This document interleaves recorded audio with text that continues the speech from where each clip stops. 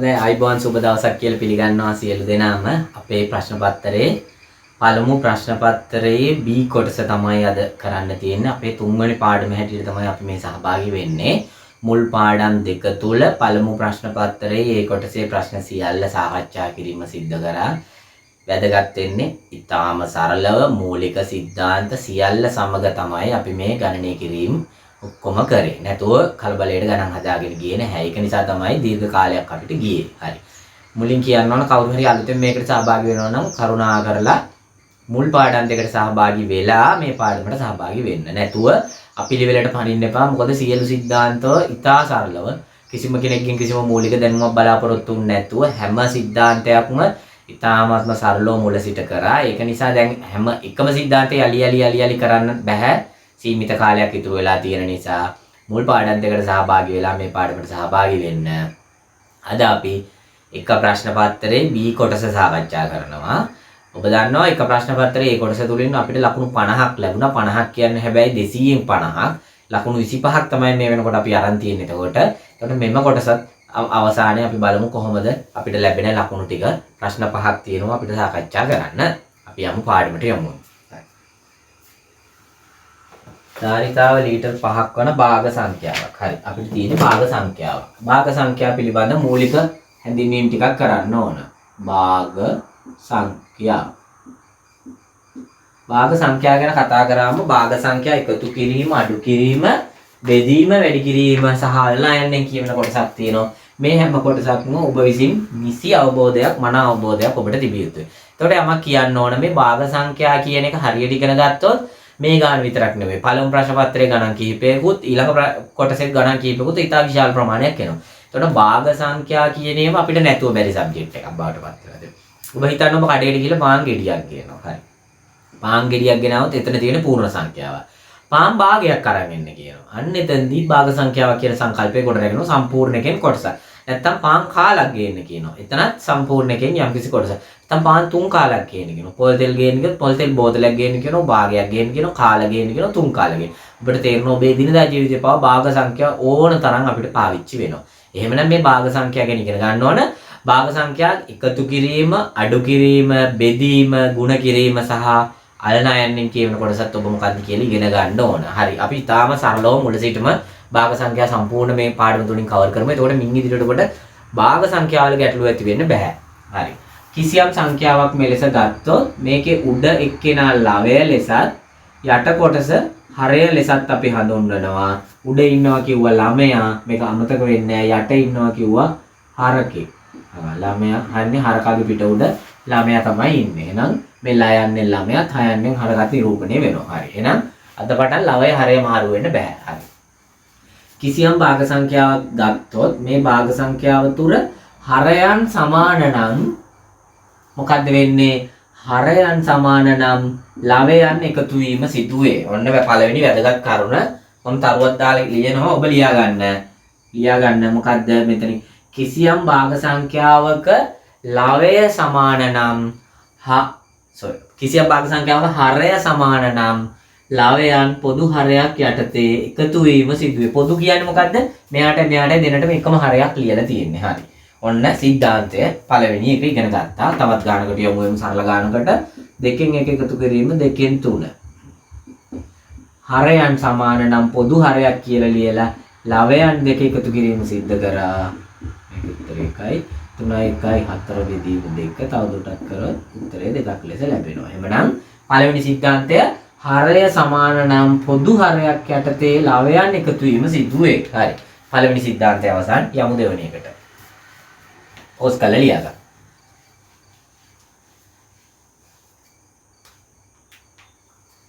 දෙකෙන් එක එකතු කිරීම 3න් 1. හරි. ලියන්න එපා. මොකද 3යි 2යි 5යි 1යි 2යි. හරිද?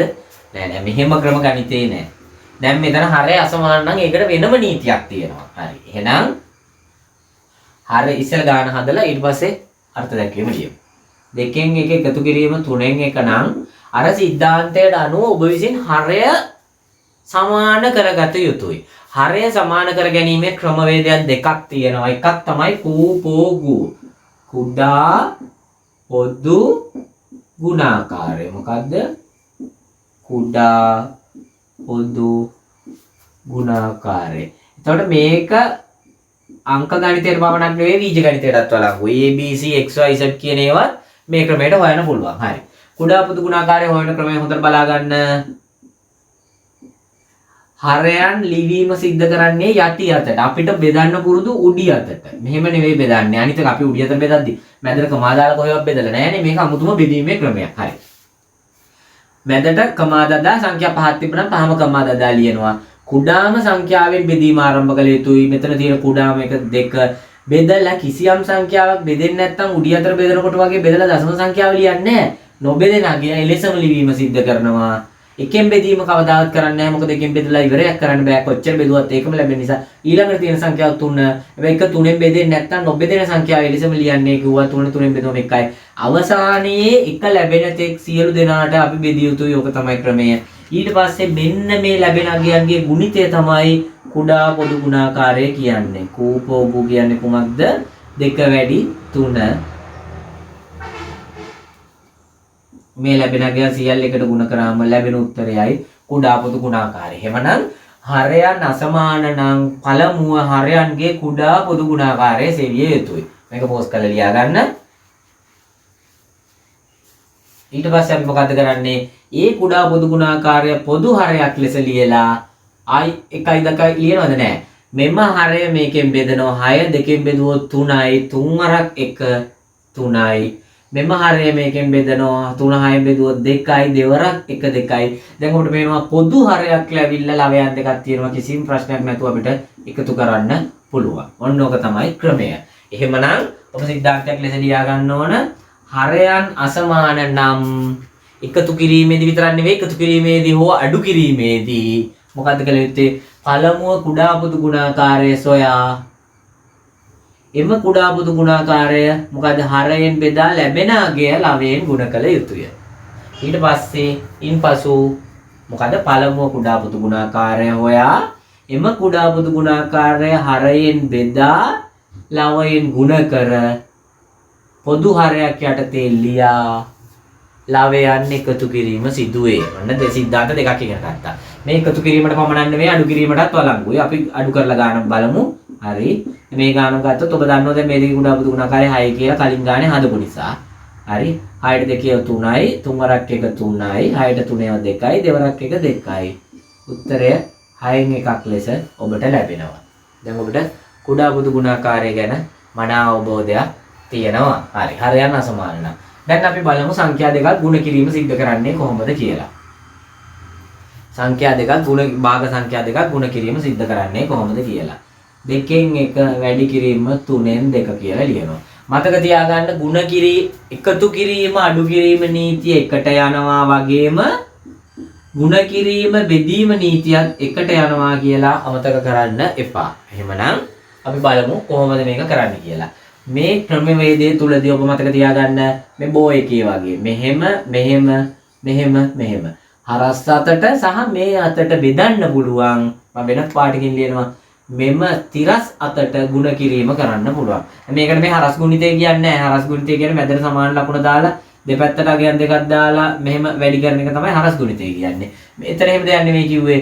බෝ එකේ හැඩේ මෙහෙම මේ ආකාරයට බෙදීමත් මේ අතට ගුණ කිරීමත් සිද්ධ කරන්න පුළුවන් කියන එක. මේ සිද්ධාන්තය ඊටාම හොඳ චක්‍රය වගේ මතක තියාගන්න. මේ අතට මේ ඔක්කොම බෙදන්න පුළුවන්. මේ දෙක මෙහෙම ගුණ කරන්න පුළුවන්. මෙන්න ක්‍රමය. හරි. දැන් ওই නීතිය පාවිච්චි කරලා අපි බලමු හරස් අතට බෙදීමත්. එතකොට මෙතන හැම වෙලේම තීරය බලන්න මොකද්ද මේ? ලවයකුයි හරයකුයි බෙදන්න පුළුවන්. මේ ලවය කාගේද හරය කාගේද කියලා වැදගත් නැහැ. ගුණ කිරීම දෙන ලවයන් හරයන් බෙදන්න පුළුවන්. ඒක තමයි නීතිය. හරි. එහෙනම් බලමු.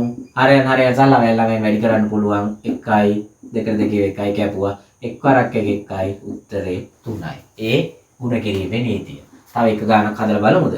5න් 3 වැඩි කිරීම 3න් 1 වැඩි කිරීම 4න් 5. ඔන්න 3. මෙතන ගුණ කිරීමේ ලකුණු 100ක් තිබුණත් ගැටලුවක් නැහැ. නීතිය එකයි. හරයන් ලවයන් බෙදීම සිද්ධ කරන්න පුළුවන් ඕනම එකක. ලවයන් හරයන් ගුණ කිරීම සිද්ධ කරන්න පුළුවන්. ඕක තමයි නීතිය.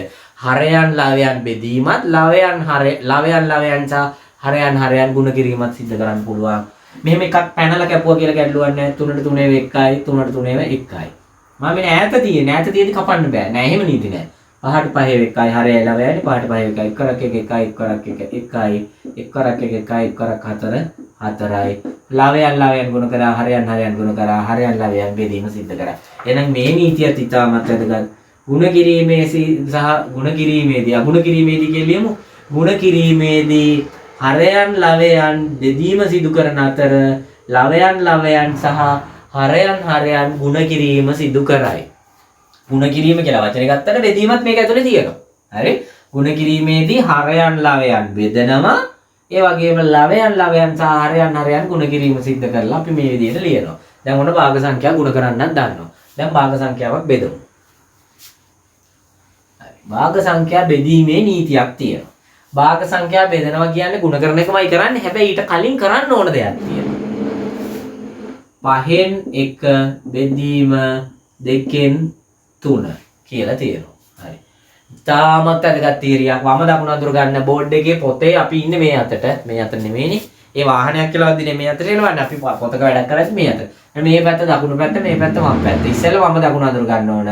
දකුණයි වමයි මාරුනොත් ඔක්කොම ඉවරයි. හරි. හැම විටම වම් පැත්ත එක්කෙනා එලෙස තියාගෙන දකුණු පැත්ත එක්කෙනා ಗುಣ කිරීමක් කරලා එයාගේ ලවයයි හරයයි මාරු කිරීම සිද්ධ කරනවා. වම් පැත්තේ සංඛ්‍යාව එලෙසම තබාගෙන දකුණු පැත්තේ සංඛ්‍යාව බෙදීම ලකුණු වෙනුවට වැඩි කිරීම ලකුණු යොදා ලවය සහ හරය මාරු කිරීම සිද්ධ කරනවා. ඕක තමයි භාග සංඛ්‍යා බෙදීමේ සම්මත නීතිය. ඉතාම සරලයි. දැන් ඔබ දන්නවා දැන් තියෙන ಗುಣ කිරීමක් නම් අර කලින් නීතිය ලවය හරය බෙදන්න පුළුවන්. ලවය හරය වැඩි කරන්න පුළුවන්. මේක බෙදෙන්න කැපෙන දේවල් නෑ. 1 වරක් 2 2යි 5 වරක් 3 15යි. තවත් ගානකට යමු. 5න් 3 බෙදීම 5න් 6. මොකද්ද කරන්නේ? දකුණු පැත්තේ සංඛ්‍යාව එලෙසම තබාගෙන වම් පැත්තේ සංඛ්‍යාව එලෙසම තබාගෙන දකුණු පැත්තේ ලකුණ වැඩි කිරීම කරලා දකුණු පැත්තේ එක්කෙනාගේ ලවයයි හරයයි මාරු කිරීම සිද්ධ කරනවා. 5ට 5 1යි 5ට 5 1යි 3ට 3 1යි 6ට 3 2යි. ඊට පස්සේ අර නීති පාවිච්චි කළ බෙදනවා 2න් 1යි උත්තරය. හරි. මේ එක ක්‍රමයක්. ඔන්න ඊළඟට ඔබ හිර වෙන ක්‍රමය. ඒක හැම જાතියෙම ගණන් හදනවා. 3න් 1 බෙදීම 3න් 5. ඊ මොකද්ද? මෙන්න මේකෙන් කියන්නේ බෙදීමේ ලකුණ. අමතක කරන්න එපා. මේකම ඔබට පැටලෙනවා නම් මේ උදාහරණෙම ගන්නවා. මේ උදාහරණෙම ගන්නවා. 5න් 1 බෙදීම 2න් 3. ඔන්න ගැටලු. මෙන්න මේකෙන් කියන්නේ මේ බෙදීම ලකුණමයි. එහෙමනම් ඔබට මේක පැටලෙනවා නම් ඔබ මෙහෙම ලියාගන්න. කිසිම වැරද්දක් නැහැ විභාගයේ ලකුණු කපනවද? නෑ. එහෙම කරන්න බෑනේ. තියෙන නීති රීති වලට අනුකූලව ඔබට ඕනම දෙයක් කරන්න පුළුවන්. ඒ කියන්නේ ගාණක් හදද්දී දැන් සම්මත විෂය නිර්දේශයේ තුල තියෙන ගුරුවරයා හදන විදිහට නෙවෙයි ඔබ හදලා තියෙන්නේ. හැබැයි ගණිතයේ නීති රීති වලට වළංගු නම් ඔබට ලකුණු හිමි වෙනවා. මතක තියාගන්න ගාණක් හදන්න එක ක්‍රමේ නෙවෙයි. ක්‍රම ඕන තරම් තියෙනවා. එතකොට කවුරු හරි එක ක්‍රමයකින් හදුවම අයියෝ මං හදපු ක්‍රමේ වැරදි බලන්න මම මේ වෙන ක්‍රමයකින් නේ හදලා තියෙන්නේ කියලා කවනගාටු වෙන්න අවශ්‍ය නැහැ. ඒකත් නිවැරදි නීති රීති වලට අනුකූල නම්. එහෙමනම් මෙහෙම බෙදීම දිව්වයි මෙහෙම බෙදීම ලිව්වයි කියලා කිසිම වැරද්දක් නැහැ. කිසිම වැරද්දක් නැහැ. හරි. එතකොට දැන් ඔබ නීතියක් දන්නවා. මොකද්ද? ලකුණ මාරු වෙලා දකුණු පැත්තේ කෙනගේ උඩයට මාරු කිරීම සිද්ධ කරනවා. උත්තරේ 15න් 2යි. අර උත්තරේම ආව නේද? හරි. මේක තව ගානක් විතර හදමු. මේවා ඔබට පැටලෙනවා. 5න් 3 බෙදීම 2න් 1. මේ මෙන්න දෙයක් කියන්න ඕන. මෙන්න මෙතන මෙන්න මේ ලකුණ පොඩ්ඩක් ලොකුවට ගහන්න ඕන මේ ඉර. නැත්තම් ඉස්සරහ ගානක් මං කියනවා. එතකොට වලට පැටලෙන්න පුළුවන්. හරි. එහෙනම් මේක මට පැටලෙනවා. නම් මම ලියා ගන්නවා මම දන්න විදියට. මේ හැම වෙලේම දකුණු පැත්තේ කෙනයි උඩට යන්නේ. දැන් මේක කවුරුත් ඔබට මෙච්චර සරලව කියන්නේ. ඔබ මේ 5න් 9 බෙදීම මේක ලියනවා මෙහෙම. මේ ඔබ කරන වැරදිත් මම ලියනවා. වැරදි සම්පූර්ණම කොහොමද මෙහෙම නීතියක් තියෙන්නේ? මෙන්න මේ යට තියෙන එක්කෙනා තමයි දකුණු පැත්තට යන්නේ. මේ උඩ තියෙන එක්කෙනා තමයි වම් පැත්තට එන්නේ. ඒක ඉතාමත් වැදගත්. මේ ඉතාලියත් මං හිතන්නේ වෙන පාටකින් අහගත්තා නම් හරි. මෙයා තමයි මෙතනට යන්නේ. නැතු මෙයා මෙයා මෙතනට එන්නේ නැහැ. හරි? ඒකත් මතක තියාගන්න හොඳට. එහෙනම් මේ ක්‍රමය වැරදි. මොකද්ද 5න් 3 උඩ තියෙන කෙනා ඉස්සෙල්ලා ලියලා තමයි යට තියෙන කෙනා මේ විදිහට ලියන්නේ. ඔන්න. ආයි මින් ඉදිරියට කිසිම ළමයෙකුට භාග සංඛ්‍යාවල ගැටලු ඇති වෙන්න බෑ. දැන් නීතිය මොකද්ද? වැඩි කිරීම 5න් 9න් 5. 5ට 5 1යි 5ට 5 1යි 3ට 1යි 3ට 3යි උත්තරේ 3න් 1යි. හරි. තාම සරලව කරන්නේ. හරි. මේක පොස්ට් කරලා ලියාගෙන තව ගන්නකට යන්න.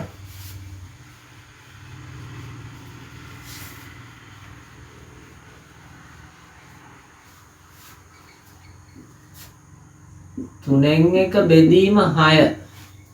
ඔන්න මේව බෙදන්න බෑ. ඇයි? භාග සංඛ්‍යාවනේ අපි බෙදන්නේ. පූර්ණ සංඛ්‍යාවක භාග සංඛ්‍යාව එහෙම බෙදන්න පුළුවන්. පුළුවන්. මොකද්ද කරන්නේ? මෙතන භාගයක් නැහැනේ. ඔබ දන්නවා ඕනෑම එකක හරය නැත්තම් හරය කියන්නේ 1. ලියා ගන්න. හැම වෙලේම ලියා. කිසිම ගැටලුවක් නැහැ. කාට හරිත් එහෙම ලියනකොට නිකන් ලැජ්ජයි මදිකමක් වගේ නෑ. කිසිම මදිකමක් නැහැ. ඔබට සරලව හිතින් හදන්න පුළුවන්. ඔබ අතිදක්ෂයෙක් නම් කිසි ගැටලුවක් නැහැ. බැරි ළමයි තමන්ගේ තත්ත්ව බාල වීමක් වෙන්නේ නැහැ. ලකුණු කැපීමක් වෙන්නේ නැහැ. අනිවාර්යෙන් හරිය දාලා නැත්නම් හරිය ලියා ගන්න. ඒක හරිම සරලයි එතකොට. දැන් භාග සංඛ්‍යා ටිකක් බෙදන්න තියෙනවා. එතකොට ඕනම පූර්ණ සංඛ්‍යාවක් අපිට භාග සංඛ්‍යාවක් හැටියට ලියන්න පුළුවන් කියලා මතක කරගන්න එපා. යටට එක දැම්මම ඒක භාග සංඛ්‍යාවක් බවට පත් වෙනවා. හරි 3න් 1 බෙදීම වැඩි කිරීම අමාරු වෙනවනේ එහෙම කිව්වා. 6න් 1 එක් කරක් 1 1යි 6 වරක් 3 18යි. ඔන්න පිළිතුර. එහෙනම් පූර්ණ සංඛ්‍යාවක් බෙදන්නත් පුළුවන් ඔබට. තවත් ගානකට යන්න. 5න් 2 බෙදීම 5. ඔන්න ප්‍රශ්න. ඇයි? දැන් එක ඉලක්කමයි තියෙන්නේ. මම ඒකයි කිව්වේ මෙන්න මේ ඉර ලොකුවට ලියන්න. මේ ඉර පොඩියට ලියලා මේ ගාන මෙන්න මෙහෙම ලියුවොත් නම් පොඩි ගැටලුවක් එනවා. ඇයි අපිට මේ දෙකෙන් වෙන් කරලා ගන්න භාගෙ මේ භාගෙද මේ භාගෙද කියලා ගැටලුවක් එනවා. ඒ නිසා මේ ඉර පොඩ්ඩක් ලොකුවට ලියුවොත් ඒ ගැටලුව ඇති වෙන්නේ නැහැ. දැන් කොහොමද කරන්නේ? අපෝ මේව බෙදන්න අපි දන්නේ නැහැ. අපිට මේක අමාරුයි. අපි මොකද්ද අපිට පුරුදු විදියට ලියනවා. මෙන්න මේකකෝ මෙන්න. ඒකෙන් එහා පැත්තේ තියෙන 5 විතරයි. මාර වැඩි. හරි ප්‍රශ්නයක් නැහැ. ඔබ දන්නවා එකක් දාගන්න පුළුවන් කියලා හරියට. එහෙමනම් දැන් 5න් 2 වැඩි කිරීම 5න් 1. හරිනේ? 25න් 2යි. මොන තරම් සරලද බලන්න ගණිතේ. ඔබට මූලික સિદ્ધාන්ත දන්නේ නැතිකම මුල් දේවල් දන්නේ නැති නිසා තමයි මේවා අමාරු වෙලා තියෙන්නේ. ඔතනින් ඉවර වෙන්නේ නැහැ. ආයි තව හදමු. පොස් කරලා ලියාගන්න. 5 බෙදීම 2න් 5. දැන් කෝ භාග කෑල්ල මෙන්න යට භාග කෑල්ල මං කිව්ව එක මේ ඊර පොඩ්ඩක් ලොකුවට ගහන්න ඕනේ නැත්නම් අමාරුයි. මේක මෙහෙම ගැහුවොත් නම් ගැටලුවක් වෙනවනේ නේ. හිතා ගන්න බෑනේ. මේ දෙක මොකට ගන්නවද? මේ දෙක මෙහෙම ගන්නවද? කොහොම ගන්නවද කියලා. ඒක නිකන් කුලකයක් වගේ වෙනවා එතකොට. හරි. එතකොට මේක ලියන්නේ කොහොමද? 5 මෙන්න මේ බෙදීමේ ලකුණ මෙන්න 5න් 2. හරි. ඒ වුණාට අපි දන්නේ නැහැ මේව බෙදන්න. එහෙනම් මොකද කරන්නේ? ඉතින් මේවත් අපි භාග සංඛ්‍යාව බවට පත් කර ගන්නවා. හරිනේ. එහෙනම් නීතිය මොකද්ද? දකුණ වම එලෙසම තබා දකුණේ උඩයට මාරු කරයි. දකුණ උඩට මාරු කරනකොට යටට 5 එනවා උඩට 2 එනවා. පහට 5 1යි 1යි 1 2 2යි යටට 1යි වැඩ නැහැ නේ යටට 1 ඔන්න උත්තරේ. ඕනම භාග සංඛ්‍යාවක් දැන් බෙදන්න පුළුවන්. හරි. එහෙමනම් ගානට යමු වෙමු. ගානට කලින් විචාර ලෙස සාකච්ඡා කරා સિદ્ધාන්තේ ආයිත් භාග සංඛ්‍යාව ගන්නන්නේ නැත. මදාම් කරන්න බෑනේ. ධාරිතාව ලීටර් 5ක් වන භාජනයක් පැණි බීම වර්ගයකින් සම්පූර්ණයෙන් පුරවා ඇත. පුරවා තිබින. ධාරිතාව ලීටර් හැම විටම රූප සටහනක් ඇඳ ගන්න, කටු සටහනක් ගහ ගන්න කිසිම වැරද්දක් නැහැ රූප සටහනක් ඇඳයි කියලා. සම්පූර්ණ පිළිලලු ලීටර් 5කින්. ධාරිතාව මනින ඒකක ධාරිතාව පරිමාව අපි අල්ලන ප්‍රමාණය කියලාත් ඕකට කියනවා. අල්ලන ප්‍රමාණය, ඉඩ ගන්න ප්‍රමාණය මේ ඔක්කොම එකයි. ද්‍රවයක් මනින්න පාවිච්චි කරන දේ වචන. හරි? එතකොට මේක ලීටර්, මිලිලීටර්,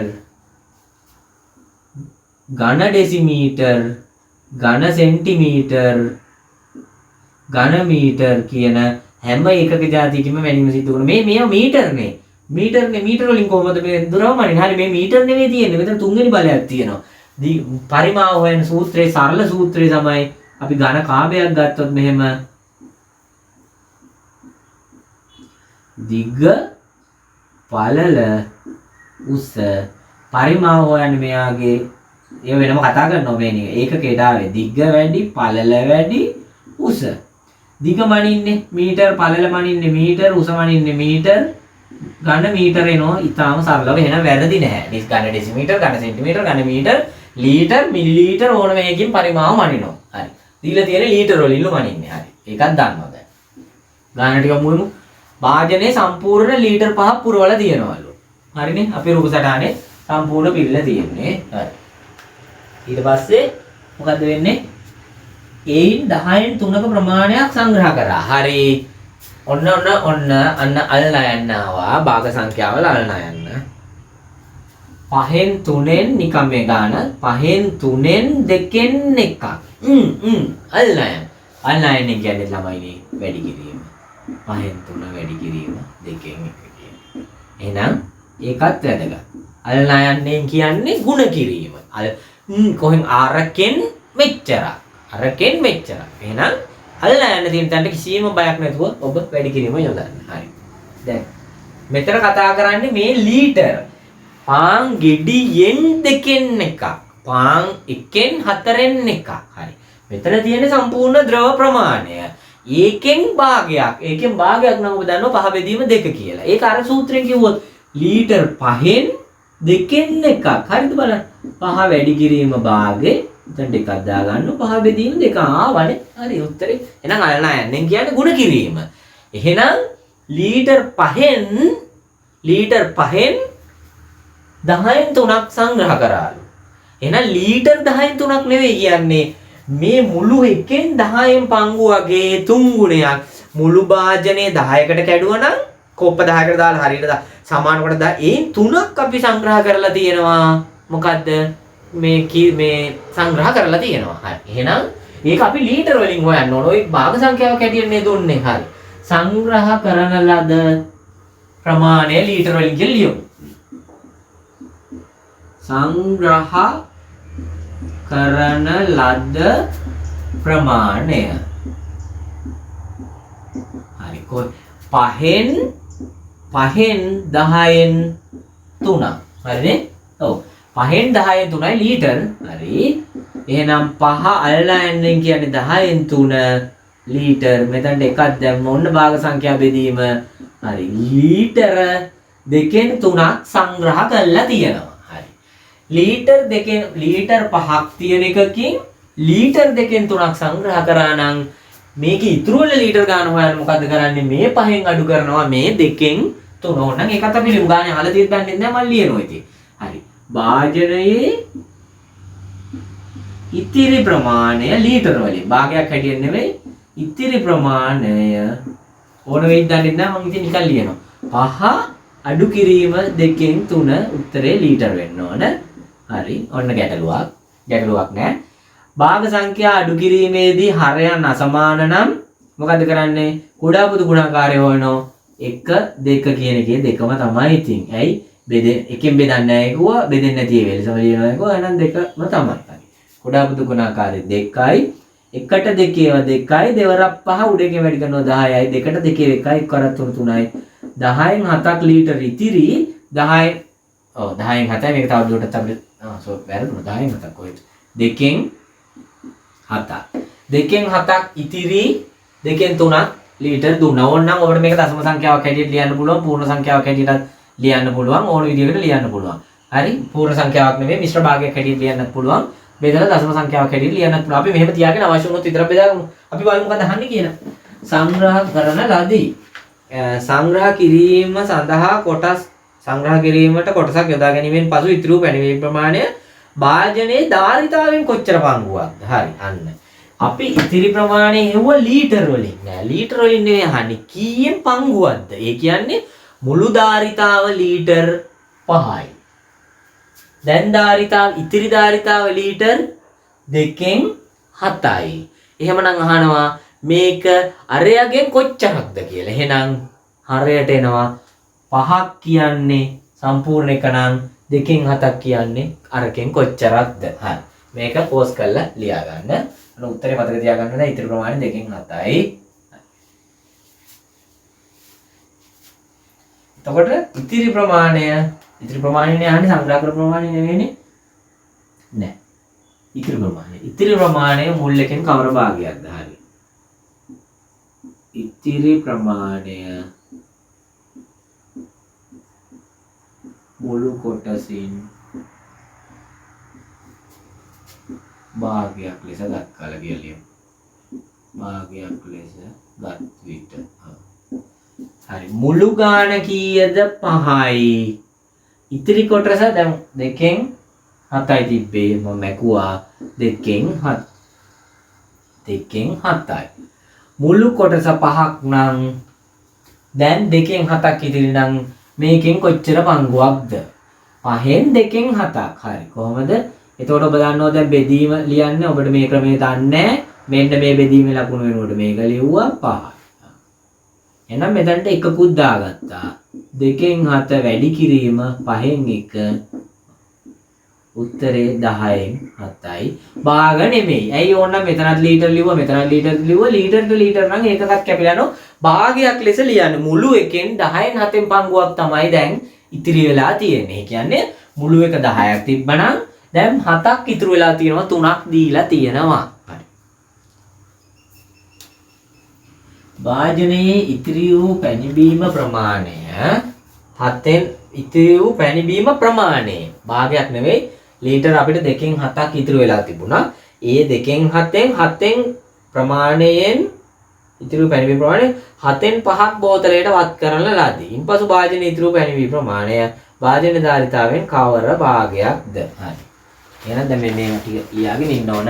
අපිට දැන් ඉතිරි වුණා 2න් 7ක්.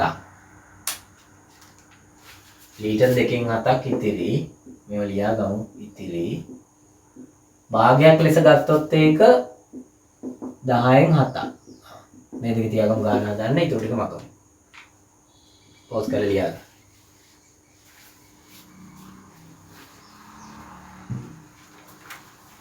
වාජනයේ ඉතිරි වූ පැණිබීම ප්‍රමාණය කොච්චරද? 2න් 7යි.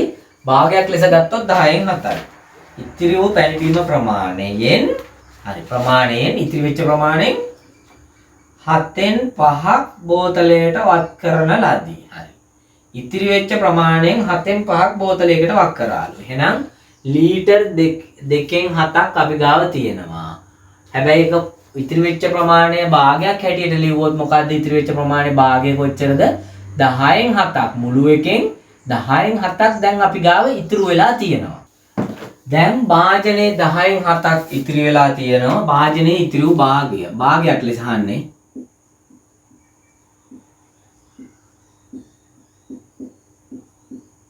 ලීටර වලින් ඇහුවනම් උත්තරේ මේක ගන්නවා. නමුත් භාගයක් ලෙසනේ අහන්නේ. 10න් 7යි.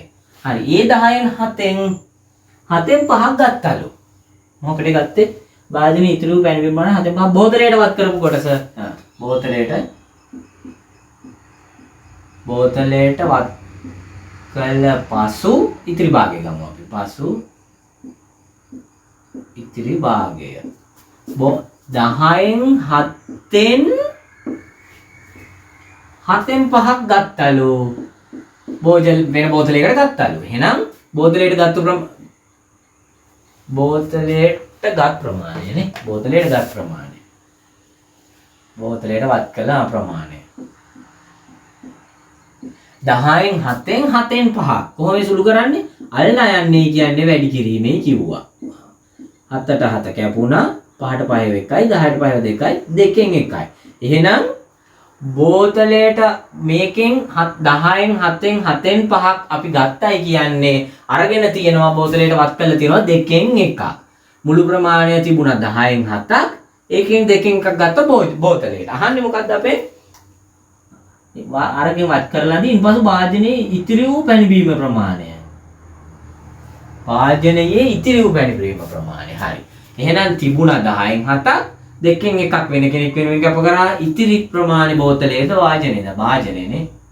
හරි. වාජනයේ ඉතිරි පැණිබීම ප්‍රමාණය බෝතලයකට වත් කරේ බෝතලයේ ඉතිරි පැණිබීම ප්‍රමාණය 10න් 7ක් තිබ්බා බෝතලයකට වක් කරා 2න් 1ක්. ඉතිරි ප්‍රමාණය මොකද්ද? කුඩා බුදු ගුණාකාරය හොයන්න වෙනවා. 10 ලිව්වා 2 ලිව්වා 2න් බෙදුවා 5යි 1යි 5න් බෙදුවා 1යි 1යි දෙවරක් 5 10යි 10යි 10 1යි 7යි 10යි දෙවරක් 5යි පසරක් 1 5යි උත්තරේ 10න් 2යි. භාගයක් හැටියට ගත්තොත් ඉතිරි වෙලා දෙකෙන් එකක් දුන්නා 10න් දෙක තව දුරට සුළු කරන්න පුළුවන්. 2ට 2 1යි 10ට 2 5යි උත්තරේ 5න් 1යි. එහෙනම් 10න් 7ක් තිබුණා දෙකෙන් එකක් වෙන බෝතලයකට වක් කරා. එතකොට ඉතුරු වෙච්ච ප්‍රමාණය දැන් 5න් එකක් වාජනේ ඉතුරු වෙලා තියෙනවා. හරි. වාජනේ ඉතුරු වෙලා තියෙනවා 5න් එකක්. වාජනේ ධාරිතාවෙන් කවර භාගයක්ද? දැන් අපි බලමු.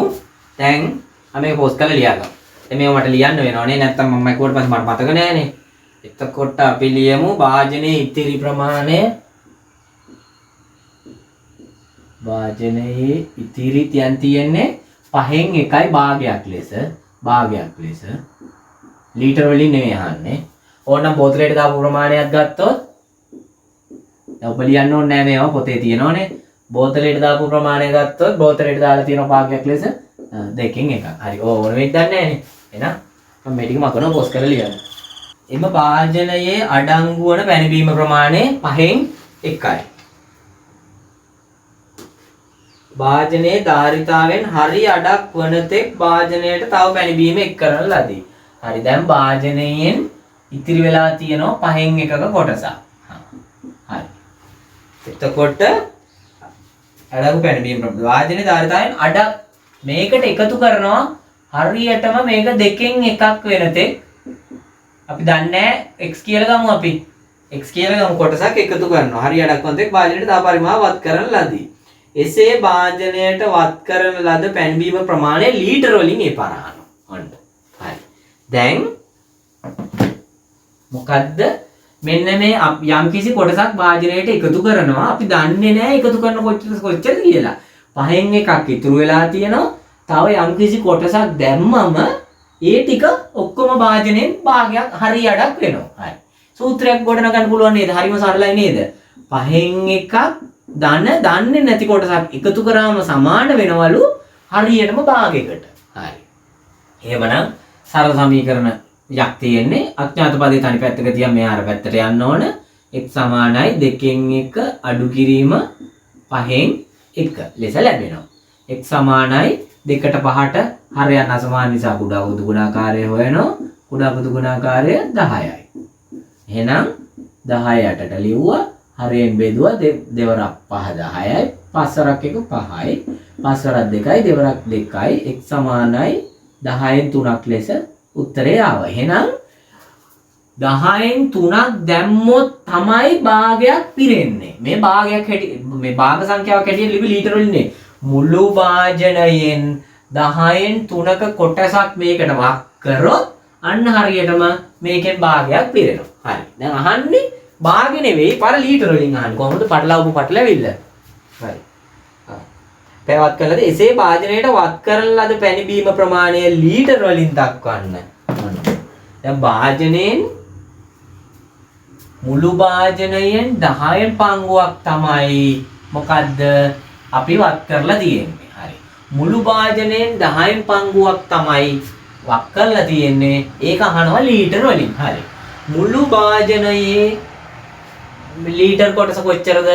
මුළු වාජනයේ ධාරිතාව දැන් ආයෙ ලියනවා. දන්න ඕනේ. මුළු වාජනයේ ධාරිතාව ලීටර් වලින්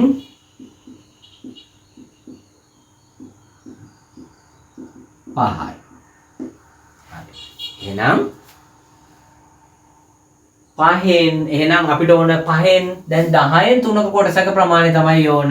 එහෙමනම් අපි වාජනය භාගයක් වන තෙක් පුරවන ලද ප්‍රමාණය. වාජනය භාගයක් වන තෙක් පුරවන ලද ප්‍රමාණය 5න් 10න් 3යි. මුළු එක 5යි. අපි ඒකෙන් 10න් 3ක භාගයක් තමයි මොකද්ද? 10න් 3ක භාගයේ කොටසක් තමයි පුරවලා තියෙන්නේ. 5න් 10න් 3ක් කියන්නේ කීයද බලන්න. මම මෙතන සුළු කිරීම සිද්ධ කරනවා. 5න් 10න් 3යි. 5 වැඩි කිරීම 10න් 3යි 2යි 2න් 3යි ලීටරයි 5 ලීටර මෙතනට එකක නැහැ. ඔන්න එහෙනම් ලීටර 2කින් 3ක කොටසක් තමයි වක්කල්. මේක තවදුරටත් අවසාන උත්තරේ නේ. අවසාන උත්තරේ නිසා මේක අපි සුළු කරේ 1 2.3 ලිව්වොත් ඔබ දන්නවා කොහොමද බෙදන්නේ? 1යි 2යි 10ට 5යි. එහෙනම් ලීටර 1.5ක කොටසක්. එහෙම නැත්නම් මේක අනිත් භාගයක් මිශ්‍ර භාගයක් හැටියට ලිව්වොත් කොහොමද බෙදන්නේ? 3 බෙදීම 2 1යි 2යි 1යි. ඕනනම් 1යි 2කින් එකක් කියලා ලියන්න පුළුවන් ලීටර. අපිට කැමති විදිහකට ලියන්න ගැටලුවක් නැහැ. හරි. ලකුණු 5ක් සෑහෙන ආයාසයක් උදලා ලබා ගත්තා. මෙහෙමයි. මේකට ලොකු කාලයක් ගත්තා. පැය භාගයකටත් වැඩි කාලයක් ගියා. හේතුව තමයි භාග ගාන නෙවෙයි හැදුවේ. භාග සංඛ්‍යා ටික විසඳන්න විතරක් ගියා විනාඩි 15කට වඩා වැඩි කාලයක්. සිද්ධාන්ත කරන නිසායි ගානට වෙලා ගියේ. නැත්තම් ගාන නම් පටපට කාලේ හැදුණා විනාඩි 5න් විතර හදන්න තිබුණා. හරි. ඒ නිසා නැවතත් භාග සංඛ්‍යා ගැන කතා කරන්නේ නැහැ. දැන් භාග සංඛ්‍යා ගැන හොඳ අවබෝධයක් තියෙන්න ඕන සිද්ධාන්ත. හරි. අපි ඊළඟ ගානට යමු. රූපයේ දැක්වෙන්නේ ABCD ඍජුකෝණාශ්‍රා කොටසට යා වූ අරය 14ක් වූ අර්ධ වෘත්තාකාර මල් පාත්තියකි. මල් පාත්තියට පිටතින් අඳුරු කර ඇති ඍජුකෝණාශ්‍ර කොටස් දෙකේ ගල් අතුරා ඇත. හරි. 7/22ක් ලෙස ගන්න. මේක අපි කොහොමද දන්න ඕනේ? බලන්න. අපි මේ හරියට උගතට අරන් තිබුණේ නැත්තම් අමාරු වෙනවනේ. මෙහෙම කොටුවක් තියෙනවා.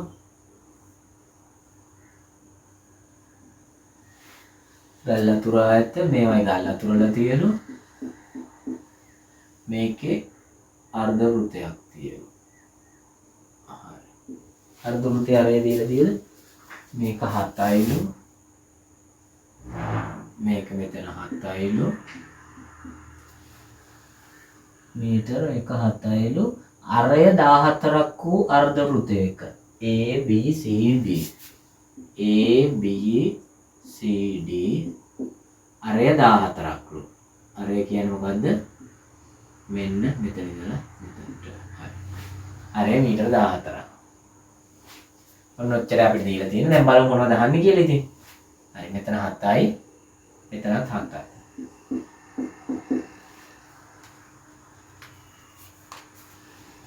මල් පාත්තියේ ඍජුකෝණාශ්‍රාකාර කොටසේ BC දිග සොයන්න. ඔන්න. BC දිග සොයන්න. BC කියන්නේ මේ කොටස. හරි. මෙතන 7යි මෙතන 7යි 14යි. මුළු දිග හොයාගත්තොත් මේ දෙක එකතු මේකෙන් අඩු කරාම හරි. මුළු දිග හොයන්නේ කොහොමද? හරිම සරලයි. වෘත්තයේ අරය 14යි නම් මේ පැත්තත් වෘත්තයේ අරයක් නේද? ඒකත් 14යි. එහෙනම් මුළු දිග කීයද? 28න් මේ කොටස අඩු කරාම ලැබෙන්නේ අපිට හරි මේ අදාළ දිග. BC සමානයි මොකද්ද මුළු දිග කීයද? 28යි. අඩු කරනවා කීයද? 7 එකතු කිරීම 7. වරහණක් පාවිච්චි කරා. නැත්තම් ඔබ කෙලිම මේ දෙක එකතු කරලා 14යි කියලා ලිව්වත් ගැටලුවක් නැහැ. 28 අඩු කිරීම 14. උත්තරය 14යි මීටර කියලා අපිට ගන්න පුළුවන්. එහෙනම් මේ කොටස ඔන්න හදාගත්තා 14යි. බලන්න එකතු කරාම හරියනවා 14 7යි 21 7යි 28යි ගානට 28ක් එනවා. හරි. ඒකේ ඔබට මූලික සිද්ධාන්ත ලොකු උඩු ගන්නන්න ඕනේ නැහැ. ඇයි එහෙම අවශ්‍ය නැති එකක් නිසා. ගානේ හැටියට තමයි මේ මූලික සිද්ධාන්ත ගන්නනවද නැද්ද තියෙන්නේ. මල් පාත්තියේ අර්ධ වෘත්තාකාර කොටසේ වර්ගඵලය. හරිම සරලයි. ඔන්න සූත්‍ර දෙකක් දැනටත් දන්නව. නැවතත් පුනරීක්ෂණ නිසා කියනවා වෘතයක් ගත්තා. වෘතයේ වටේ දිගට කියනවා පරිධිය කියලා. මේක r නම් පරිධිය හොයන්නේ 2πr. ඒ වගේම මේකේ වර්ගඵලය කියන්නේ මෙන්න මේ මුළු කොටස කවර් වෙන කොටස. ඒකට අදාළ සූත්‍රය πr වර්ගය. වර්ග තියානේ ලියලා කොටු කරලා ඔක්කොම කරලා තියෙන්නේ. 2πr πr වර්ගය r කියන්නේ අරය 2πr ට සමාන πd කියලා කියනවා අකුවා. එහෙම වුණොත් π කියන්නේ විස්කම්භය කියලා එනවා. ඒ දෙක වැඩි කිරීම අරය වගේ දෙගුණයක් විස්කම්භය. ඒව මතක තියාගන්න ඕනේ නැහැ අකුවා. මේක ප්‍රමාණවත් කිව්වා. හරි. ගානට යන්න. හරිම සරලයිනේ. මෙන්න මේ අර්ධ වෘත්තාකාර කොටසේ වර්ගඵලය ගන්නවා. අයියෝ අර්ධ වෘත්තාකාර කොටසේ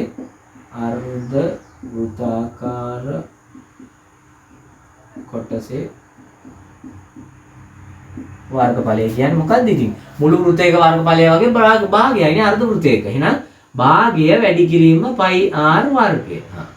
භාගය වැඩි කිරීම π කියන්නේ 7න් 22යි කියලා දන්නෝ.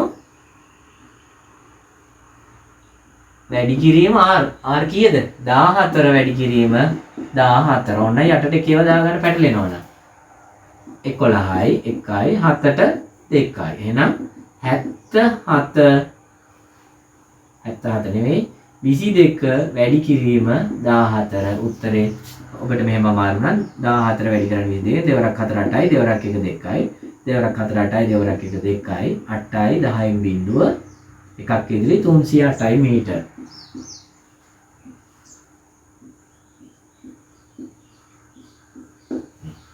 හරි. ඒකත් ඇදුවා. ඊළඟ එකට යන්න පෝස් කරලා ලියා ගන්න. වෘත්තාකාර කොටසේ වර්ගඵලය ගල් අතුර ඇති කොටස් දෙකේ වර්ගඵලවල එකතුවට සමාන නම් ඍජුකෝණාශ්‍රාකාර කොටසේ AB දිග සොයන්න. හරි AB දිග සොයන්න. ඔන්න තවත් ලස්සන කොටසක්. මෙන්න මේ දුර හොයන්නලු. මේක අපි වර්ගඵලය හොව වර්ග මීටර 308යි කියලා. මේ වර්ග ඒක මීටරද කොහෙද අපි ලියුවේ? වර්ග මීටර වෙන්න ඕන වර්ගඵලය එකක. ඒක හදාගන්න. මේ 308ක් නම් මේ දෙකේ එකතුව මේ 308ට සමාන වෙන්න ඕනලු. හරි. අපි නොදන්නා පදවලට අකුරක් දාගමු. x නම් මේකත් x. ඇයි? මේ සමාන ඍජුකෝණාශ්‍රාකාර දෙකක්. හරි. එහෙමනම් ඍජුකෝණාශ්‍රයක වර්ගඵලය කියන්නේ මොකද්ද? x වැඩි කිරීම, දිග වැඩි කිරීම, පළල. ඒ වගේ කීයක් තියෙනවද? දෙකක් තියෙනවා නේ. ඒ ඍජුකෝණාශ්‍ර දෙකේ වර්ගඵලය වෘත්තයේ වර්ගඵලයට සමානලු. එහෙමනම් ඍජුකෝණාශ්‍ර දෙකේ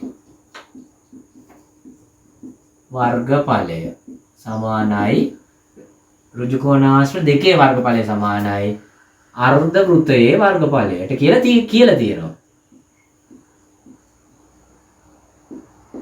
හරි. එහෙමනම් අර්ධ වෘත්තයේ වර්ගඵලය ආයි හොයන්න දෙයක් නැහැ 308යි කියලා අපිට උත්තරයක් ආවා. මේකේ වර්ගඵලය හොයන්නේ කොහොමද? x වැඩි කිරීම 7 වැඩි කිරීම 2. ඇයි මේ වගේ දෙකක්. එකක වර්ගඵලයේ x වැඩි කිරීම 7 වගේ දෙකක් තියෙනවා. නැත්නම් x වැඩි කිරීම 7 x වැඩි කිරීම 7 කියලා ගන්න පුළුවන්. හරි.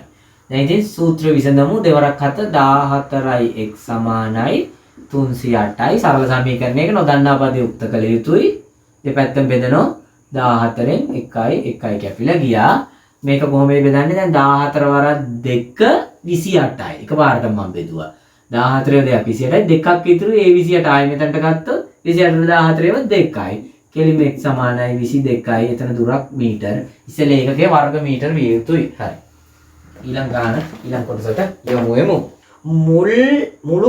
මුළු මල් පාත්තියේ පරිමිතිය සොයා එම පරිමිතියට සමාන පරිමිතියක් ඇති අර්ධ වෘත්තයේ විස්කම්භයට සමාන පළලක් ඇති. අම්මෝ ඕන්න ගොඩක් දිග එකක්.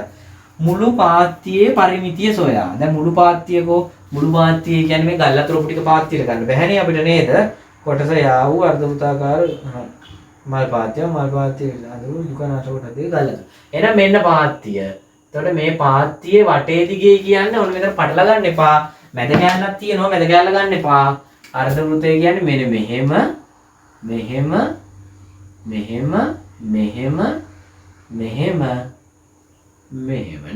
මේ කැලල ගන්න බෑනේ පාත්තිය මැද මෙහෙම ඉරක් රූප සටහනේ අnder පාත්තිය මැද ඉර තියෙන විදියක් නෑනේ. හරි.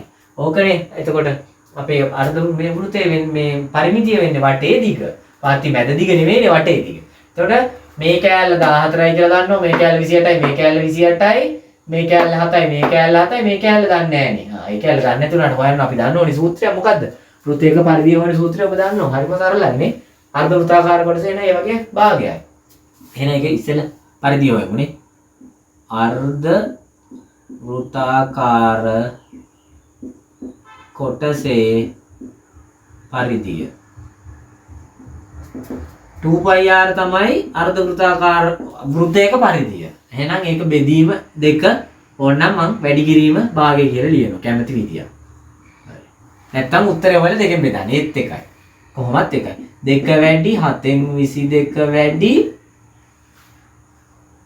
r කී 14යි.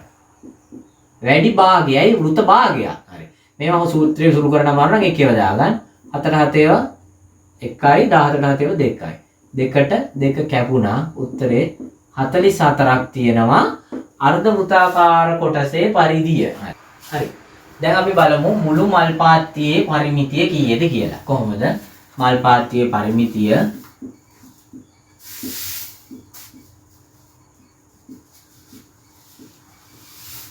මුළු මල් පාත්තියේ පරිමිතිය කියන්නේ වටේ දිග. මේ මැද කෑල්ල එකතු වීමක් සිද්ධ වෙන්නේ නැහැ. මොකද මැද ඉරි නෑනේ. හත්තියක් නේ තියෙන 7ක් වගේ මේකේ. හරි. එතකොට අපි එකතු කරගෙන යමු. මෙතන තියෙනවා 14ක්. එකතු කිරීම මෙතන 22 2ක්. ඇයි මේ පැත්තයි මේ පැත්තයි. ඊට පස්සේ මෙතන කොටස 7යි. මේ යටින් ඔබට පේනවා 7යි. මෙතනත් 7යි. දැන් 7 එකතු කිරීම 7. එකතු කිරීම මේ කොටස ඔබ දන්නවා දැන් කීයද? 44යි කියලා. අපි මේ ටික එකතු කරොත් 14 එකතු කිරීම 44 එකතු කිරීම 14 එකතු කිරීම 44. හරි. 14යි 14යි 28යි 44යි 88යි 8යි 8යි 16න් 6 එකක් ඉතිරි 44 44 88යි කියලා 6යි 11යි මීටර 116ක් ලෙස ආවා අපිට පිළිතුර පරිමිතිය. මල් පාත්‍යයේ පරිමිතිය සොයා එම පරිමිතියට සමාන පරිමිතියක් ඇති. ඍජුකෝණාශ්‍රයක් තියෙනවලු ඒකේ පරිමිතියට සමානයිලු. පළල අර්ධ වෘතයේ විස්කම්භයට සමානලු. අර්ධ වෘතයේ විස්කම්භය අරය 14යි නම් විස්කම්භය 28යිලු. දිග දන්නේ නැතිලු. ඒකට x කියලා දාගන්නවා. මෙතනත් 28යි. මෙතනත් x. මේකේ වටේ දිග මෙයාට සමාන වෙයි කියන්නේ 116යි. අපිට සරල සමීකරණයක් ගොඩනගන්න පුළුවන් නේද? 28 ධන x ධන 28 ධන x සමානයි 116යි. x එකතු වුණාම 2x 28යි එකතු වුණාම 56යි. 2x සමානයි 116 අඩු කිරීම 56. 2x සමානයි 6න් බිඳුවක් 60යි. x සමානයි හරිනේ 6න් 6ක් බිඳුවයි 11න් 5ක් 6යි. දෙකෙන් බෙදුවම දෙපැත්තම x සමානයි 30ක් ලෙස ඔබට උත්තරේ ලැබෙනවා. හරි අපි යමු ඊළඟ ප්‍රශ්නෙට. තුන්වෙනි ප්‍රශ්නය.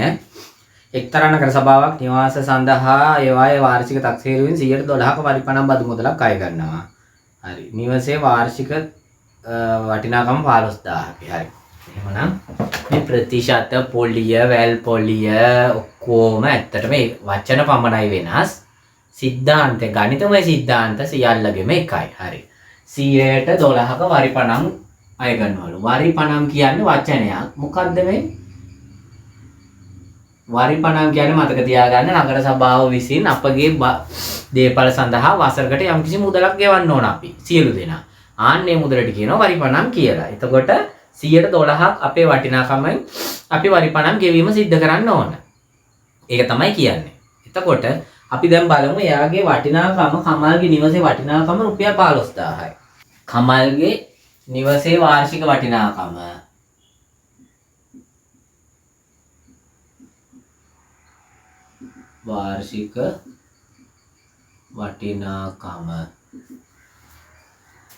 රුපියල් 15000යි. රුපියල් 15000ක් වටින එකකට 100ට 12ක් ගෙවන්න ඕනේ. එහෙනම් ගෙවිය යුතු වරිපණම් මුදල කියන්නේ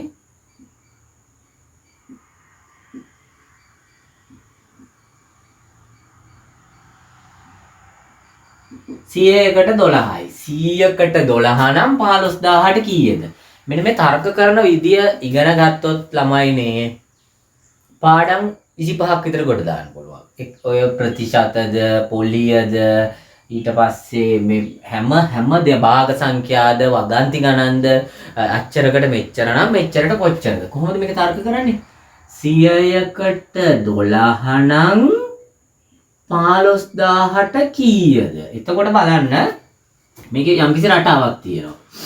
100කට 12 නම් 15000ට කීයද කියනකොට මෙන්න මේ 100 සහ 15000 කියන දෙන්නම එකම જાතියෙන් නේද තියෙන්නේ උඩ සහයට. රුපියල් 100ක් වටින එකකට තමයි 12 වරිපණම්. ඒ වගේම රුපියල් 15000ක් වටින එකකට තමයි මේ ගෙවන්න ඕන කීයද? එහෙනම් මේ දෙන්න එකම જાතිය. මෙතන වටිනාකම 15000යි මෙතන වටිනාකම 100යි. මෙන්න මෙතනට එන්නේ හොයන්න ඕන කෙනා. බලන්න අපි 100කට 12ක් වරිපණම් නම් 15000ට වරිපණම් කීයද? එහෙනම් වරිපණම් වලගේ තමයි මෙතනට. මේකේ රටාවක් තියෙනවා. මෙන්න මේ රටාව අල්ලගන්නේ බොහොම අල්පයක්. ගණන් පුළුවන් ළමයි විතරයි. බැරි කට්ටිය මේක බෑ. මේගොල්ලෝ අර දෙපැත්තට දාලා හරස් අතර වැඩි කිරීම කරනවා. මේ ක්‍රමයට පුරුදු වුණොත් ආයාසයෙන් හරි ඕනම ගාණක් ගොඩ දාන්න පුළුවන්. 100කට 12 නම් 15000ට කීයද? මෙතන සහ මෙතන එකම වර්ගයෙන් පවතින්නේ. මම ওই වරිපණම් වලින්ම ගාණක් හදනවා. උදාහරණයක් මේක නෙවෙයි 100ට 12යි වරිපණම් 240යි. හරි. වරිපණම් ප්‍රතිශතය මෙන්න. වරිපණම් ප්‍රතිශතය 100ට 12යි. වරිපණම් හැටියට ගෙවලා තියෙනවා රුපියල් වරිපණම් මුදල හැටියට රුපියල් 220යි 240ක්. එතකොට මේ ගානයි දෙකම එකයිද? හරි. ඕගොල්ලෝ තර්ක කරන විදිහට තර්ක කරොත් බලමු. 100කට රුපියල් 12 නම් 240කට වරිපණම් කීයද? වැරදි. ඇයි? මේ තියෙන වරිපණම් මුදලක් නේ. අපෙන් අහන්නේ මොකද්ද එහෙනම්? අපෙන් අහන්නේ වටිනාකම. වටිනාකම මේ ගණන් දෙක.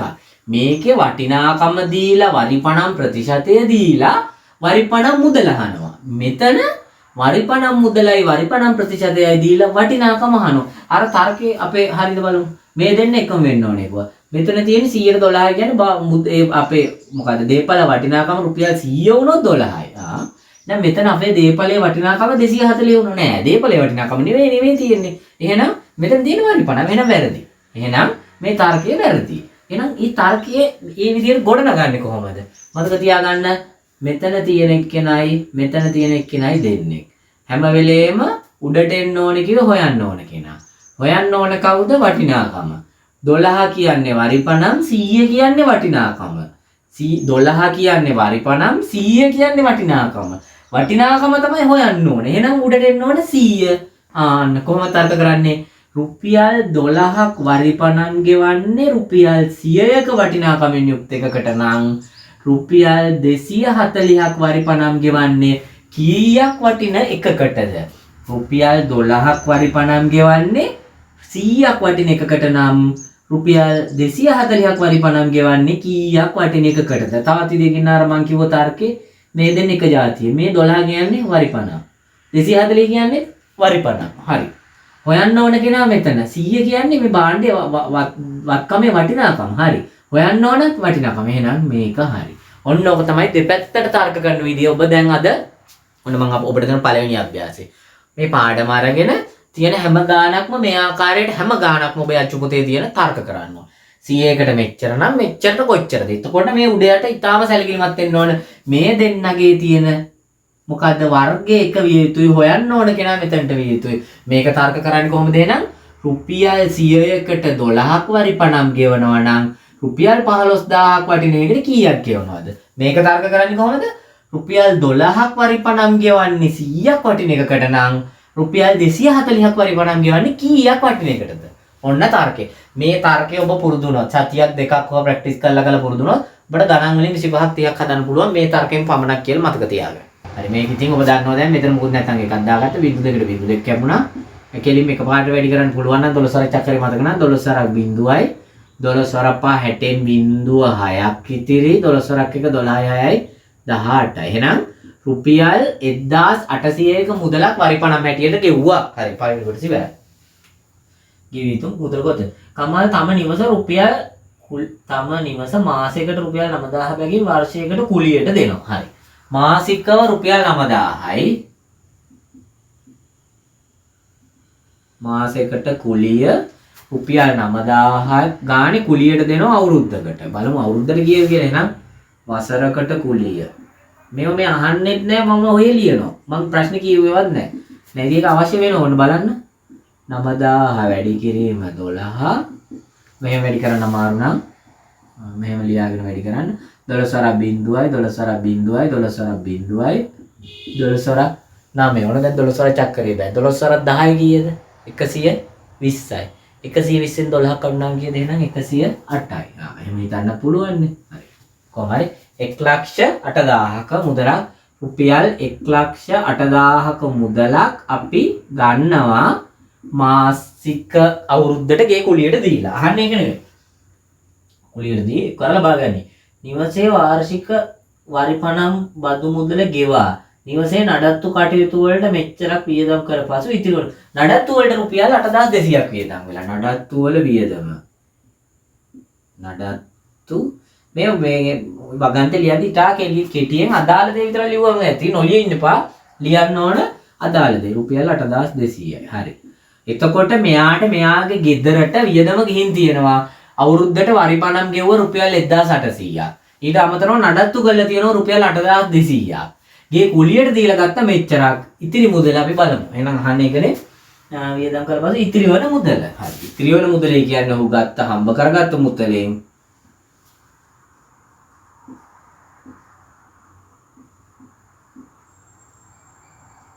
ඉතිරි මුදල කියන්නේ ඔහු හම්බ කරගත්ත රුපියල් 1,08,000ක්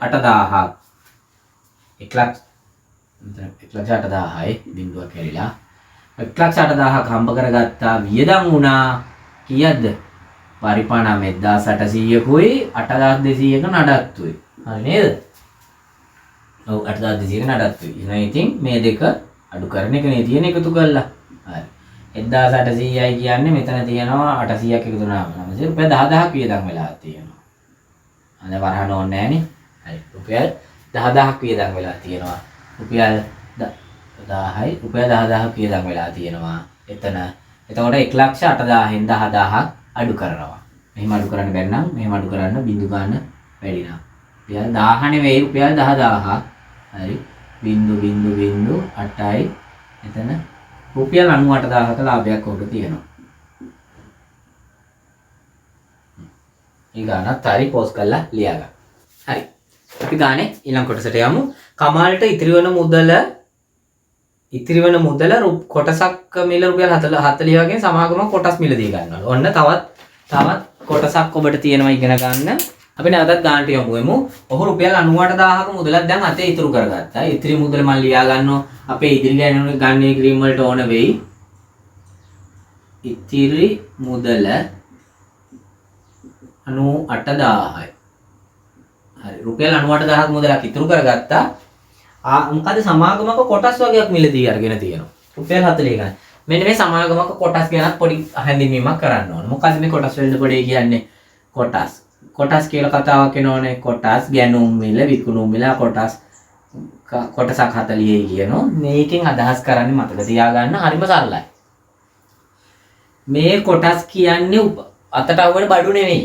ආයතනයක් Tamanගේ වසර මුලදී ඕනම ප්‍රසිද්ධ ප්‍රාග්ධන ආයතන Tamanගේ ව්‍යාපාරයට සල්ලි නැත්තම් ඔවුන් කොටස් විකුණනවා කියලා දෙයක් කරනවා. කොටසක මිල මෙච්චරයි ඔබට කොටස් මෙච්චරක් ගන්න පුළුවන්. කොටසක මිල 40යි කියලා කොටස් 1000ක් ගත්තොත් මොකද්ද ඔහු රුපියල් 40,000ක් කොටස් මිලදී ගත්තා කියලා කියනවා. එතනින් අදහස් කරන්නේ ඔහු රුපියල් 40,000ක බඩු සබන් කැට ටොෆි චොක්ලට් වගේ කෑලි 40,000ක් ගත්ත කියන එක නෙවෙයි. ඔහු යම්කිසි මුදලක් ආයෝජනය කරා. හැබැයි ආයෝජනය කරපු මුදල ගණනය කිරීම කරන්නේ කොටස් වලින්. කොටස් 40කින් ඔහු කොටස් 40ක් මිලදී ගත්තා කියලා කියනවා. එතකොට ඇත්තටම මේ උපකරණයක් නෙවෙයි මේ ගන්නෙ.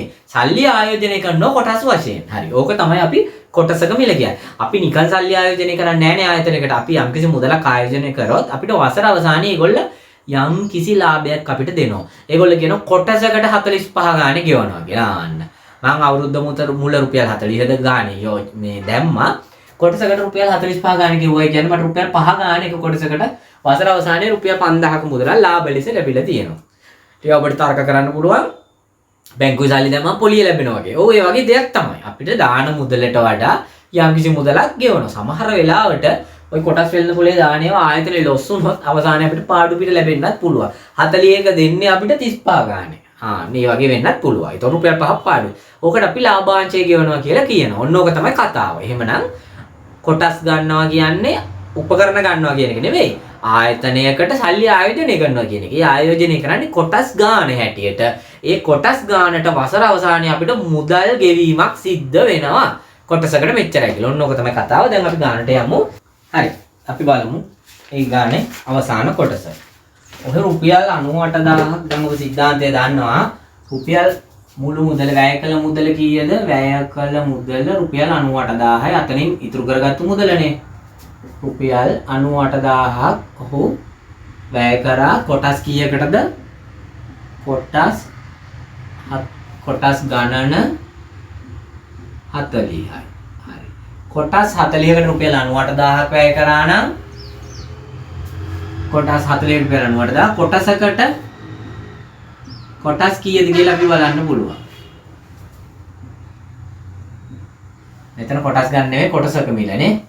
කොටසක මිල රුපියල් 40 ගානේ රුපියල් 98,000ක් වියදම් කරා නම් කොටස් කීයක් මිලදී ගත්තද කියලා ඉස්සෙල්ලා බලන්න ඕන. 2යි 18ට 4යි 20ට කොටස් 2450ක් ඔහු විසින් මිලදීගෙන තියෙනවා. හරි. ඊට පස්සේ කියනවා අහන්නේ උත්තරේ ඒක නෙවෙයි. මිලදී ගැනීම සඳහා ආයෝජනක වාර්ෂික අවසානයේ උට ලාභාංශය. අනේ ලාභාංශය ගෙවලා තියෙනවා. මම කිව්වා මේවට ලාභයක් ගෙවනවා කියලා. ලාභය ගෙවන්නේ කොටස් වලට එක කොටසකට ගානේ රුපියල් 7350ක් ගෙවලා තියෙනවා. රුපියල් 7350ක් ලාභය ගෙවලා තියෙනවා. කොටස් කීයකටද? කොටස් 2450කට රුපියල් 7350ක ලාභයක් ගෙවුවා නම් එක කොටසකට ලාභය කීයද? හරි. එහෙනම් දැන් ලාභාංශය කියලා අපිට ලැබෙන්නේ එක් කොටසක ආගිය. එක් කොටසක ලාභය කොහොමද හොයන්නේ? 2450 7350 බෙදනවා 2450යි. 2450 කොටස් ගෙවකට රුපියල් 7350ක් ලැබුණා නම් එකකට කොච්චරද? හරි. ඔන්න උත්තරේ මේක කීයද? මේක බෙදුවොත් කෙලින්ම 735 බෙදන්න අමාරු නම් ඔබට කියන්නේ 4න් බෙදන්න පුළුවන් මේක 245 ඇත්තම කෙලින්ම ගත්තොත් 3යි නේද? බලන්න 3 වරක් 5 15 5 එකක් ඉතිරි 3 වරක් 4 12 1යි 13 3ක් ඉතිරි 3 වරක් 6 1යි 7 හරියටම 3යි. එහෙනම් කීයද? කොටසකට රුපියල් 3ක් ගානේ වැඩිපුර ගෙවලා තියෙනවා. තවත් විදිහකින් නම් කොටසක් අපි 40ට ගත්තම 43 ගානේ අපිට ගෙවලා තියෙනවා මුදල. ඔන්න ඒ ගාන හදලා ඉවරයි. ඊළඟ ගානට යමු. කොටසකට ගෙවපු ලාභාංශය රුපියල් 3යි. හරි. ළමයින් සඳහා වූ සාදයකදී බෑගයක් තුල බෝල අතරින් අහඹු ලෙස එක් බෝලයක් ඉවතටගෙන යාපසු නොදමා තවත් බෝලයක් අහඹු ලෙස ඉවතට ගැනීමේ ක්‍රීඩාවක් තිය. බෑගය තුල සර්වසම රතු 2යි නිල් 1යි කහ බෝලයයි කොළ බෝලයයි. රතු බෝල 2යි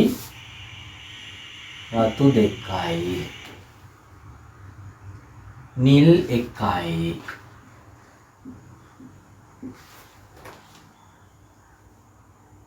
කහ 1යි කොළ 1යි ලෙස බෝල තියලු. කහ 1යි කොළ 1යි ලෙස බෝල තියලු. හරි. අපි බලමු මොකද මෙන්න මේකේ තියෙනවා මෙහෙම දෙයක්. හරි. ඔන්න මම මෙහෙම කියනවා. කාසියක් උඩ දානවා මේ සිද්ධාන්තය හොඳින් තේරුම් ගන්න. කාසියක් උඩ දානවා සිරස අගය ලැබෙන්න පුළුවන් HT කියලා කියනවනේ head tail කියලා. හරි. කාසිය උඩ දැම්මොත් පළවෙනි සැරේ සිරස ලැබෙන්න පුළුවන්. එහෙම නැත්නම් පළවෙනි සැරේ අගය ලැබෙන්න පුළුවන්. දෙවෙනි සැරේ දැම්මත් ආයි සිරස ලැබෙන්න පුළුවන් එක්කෝ අගය ලැබෙන්න පුළුවන්. ඔය අගයන් දෙක ලැබෙන්න පුළුවන්. හරි.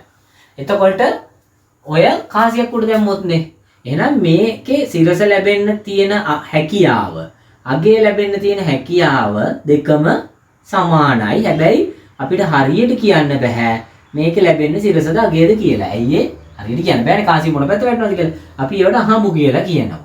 හරි. එහෙමනම් මෙන්න මේ වගේ අහඹු සිදුවීමක් තමයි මෙතන තියෙන්නේ. මොකද්ද?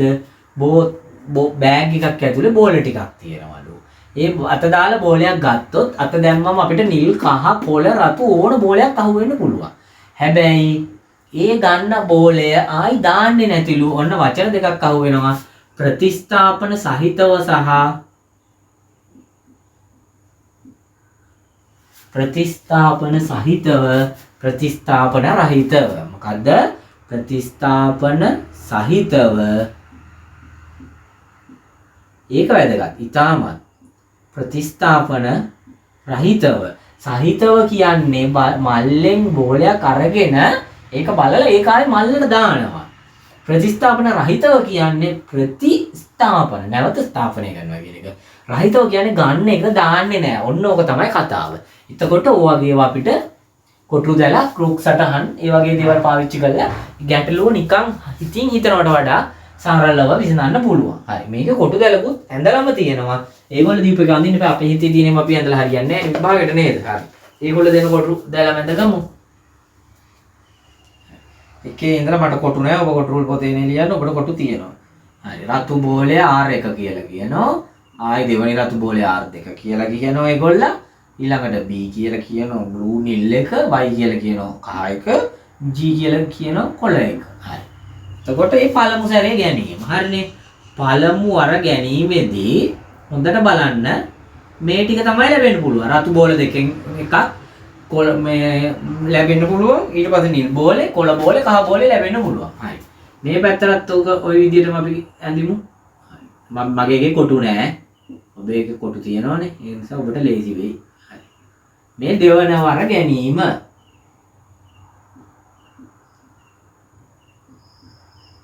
මෙන්න මේක අඳින හැටි හරියට සරලව තේරුම් ගන්න. එක ගානක් ඇතුළට පස්සේ මේ වගේ කොටු දැලක් ඔබට ඉතාලම සරලව ඇඳ ගන්න පුළුවන්. හරි. සම්පූර්ණ. බෑග් එක කහවලට තෝරා ඉවතට ගෙන ආපසු නොදමා. එහෙනම් මේක ප්‍රතිස්ථාපන රහිතව. එහෙනම් ගන්න බෝලේ දාන්නේ නැහැ. හරි. දැන් ඔබ බලන්න මම පළවෙනියට රතු බෝලයක් ගත්තොත්. හරි. මෙතනදී පළවෙනියට ගන්න බෝලේ රතු වුණොත් දෙවෙනියට ගන්න බෝලය රතු වෙන්න R1 මේ රතු බෝල දෙක ඒගොල්ලෝ නම් කරලා තියෙනවා R1 R2 කියලා. පළවෙනියට ගන්න එක රතු එකේ පළවෙනි බෝලේ හිතන්න රතු බෝලේ අංක 1 කියලා ගහලා තිබුණයි කියලා අනිත් එකේ අංක 2 කියලා ගහලා තිබුණයි කියලා.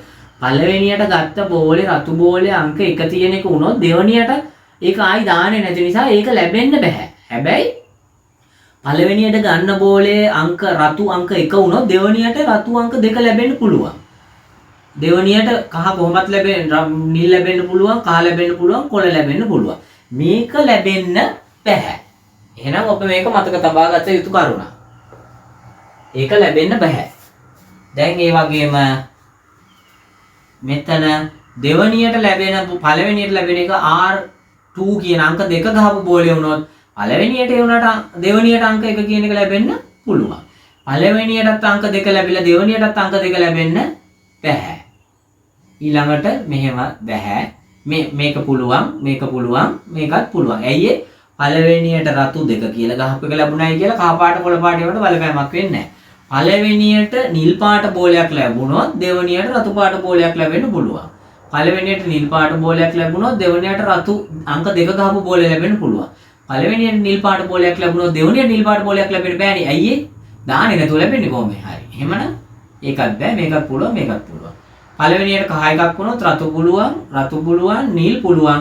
පළවෙනියට කහ එකක් වෙලා දෙවෙනියට කහ එකක් ලැබෙන්න බෑ.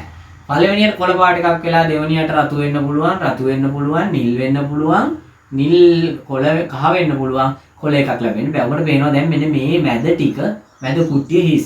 මම මේක නිකන් කඩේ ටිකක් ගහගන්න දැන් නිකන් ඔබ ලේසියෙන් මොකද මට කොටු රූල් නෑනේ. ඔන්නේ දැතිව ඔකසට නැහැ දේව ගණන් ගන්න එපා. කාලේ තමයි වැදගත්. නැත්තම් මටත් හැඩයට චිත්‍රපන්ති වගේ කරන්න නම් පුළුවන්. අපරාධනේ. කාලේ ඔබේ වටිනා කාලේ වුණ මට කොටු රූල් පොතක් ඇඳගත්තා. හැබැයි කොටු ගහගත්ත එකකින් උනේ තව ටිකක් අපැන්දිලිච්ච එක වගේ. හරි මැද ටික මකෝ. හරි මැද ඔබට පේනවා හිදසක් තියෙනවා කියලා. හරි.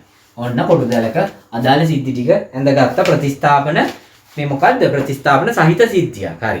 ඉහත ක්‍රීඩාවට අදාළ නියදී X යොදා ගන්න මේ කොටු දැල මත ලකුණු කරන්න. ඒකට හිමි ලකුණු ටික දැන් ඔබට ලැබෙනවා. ක්‍රීඩාවෙන් ජය ගැනීමට නම් පළමුව නිල් බෝලයක් හෝ කහ බෝලයක් ඉවතට ගෙන. ඔන්න වැදගත් කර්ම වල ලියා ගන්නවා. ඒක ක්‍රීඩාවෙන් දිනන්නම් ඉස්සෙල්ලා නිල් බෝලයක්. පළමුව නිල්. වැදගත් කර්ම හැම වෙලේම මේ විදිහට ලියා ගන්න. කොටසෙන් කොටස යන ඔක්කොම එකපාරට ඔලුවට දාගන්න බෑනේ අපිට දරා ගන්න බෑ එච්චර ප්‍රමාණයක්. හරි. පළමුව නිල් බෝලයක් හා කහ බෝලයක්. පළමුව නිල් සහ කහ ලැබෙන්න ඕනලු. හරි. ගෙන. හරි. ඉවතට ගෙන. ඉන්පසුව ඒ කියන්නේ දෙවනුව රතු බෝලයක් ඉවතට ගත යුතුයි. හරි. දෙවනුව කියලා නෑ ඉන්පසුව කියලා තියෙනවා. හරි. දෙවනුව රතු. එහෙනම් ඉස්සෙල්ලා නිලුයි කහයි ලැබෙන්න ඕනලු. නිල් හෝ කහ, නිල් සහ කහ ලැබෙන්න ඕන. දැන් කහ බෝලයක් ඉවතට ගත යුතුය. වටකොට දක්වා ඒ සම්භාවිතාව ලියන්න. හරි. එහෙනම් නිල් බෝලයක් සහ කහ බෝලයක් ඉවතට ගන්නව පළවෙනිය, දෙවෙනියට රතු බෝලයක් ගන්නව. ළමයි ක්‍රීඩාවෙන් ජය ගන්නා සිද්ධිය කොටු දැලෙහි ලකුණු කරන්න. හරි. පළවෙනියට නිල් බෝලයක් සහ කහ බෝලයක් ලැබෙන්න ඕන. හරි. කො පළවෙනියට නිල් කියන්නේ බ්ලූ. හරි. හරි. වෙන පාටක් ගමු.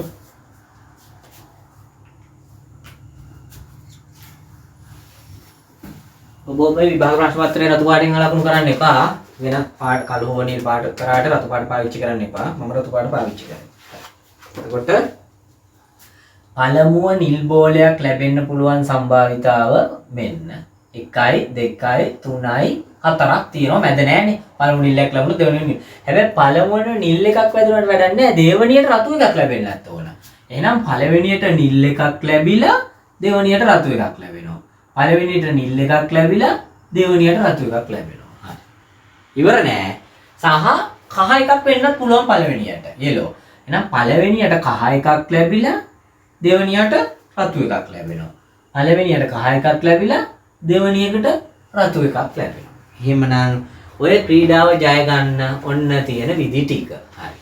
මුළු ලැබෙන්න පුළුවන් ප්‍රතිඵල ගණන ඉස්සෙල්ලා ගණන් කරනවා. සම්භාවිතාව කියන්නේ මුළු ගණනෙන් කීයෙන් පංගුවක්ද? 1 2 3 4 5යි 6යි 7යි 8යි 9යි 10ක් මේ පැත්තේ තියෙනවා. 11යි 12යි 13යි 14යි 15යි 16යි 17යි 18යි 19යි මුළු සිදුවීම් කීයද ගණන මේ ක්‍රීඩාවේදී මුළු සිදුවීම් ලැබෙන්න පුළුවන් 20 ආකාරයකට. තරඟෙ දිනන්න නම් පළවෙනියට නිල් හරි කහ හරි ලැබිලා දෙවෙනියට රතු ලැබෙන්න පුළුවන් විදි කීයද? 4යි. එහෙනම් සම්භාවිතාවයේ ඔබ දන්නෝ සූත්‍රයක් තියෙනවා. මුළු අවයව සිද්ධියේ මුළු අවයව ගණන අපිට අවශ්‍ය අවයව ගණන උඩට ගත්තම ඒකෙන් ලැබෙන අගය තමයි අපිට අදාළ පිළිතුර ලෙස ලැබෙන්නේ.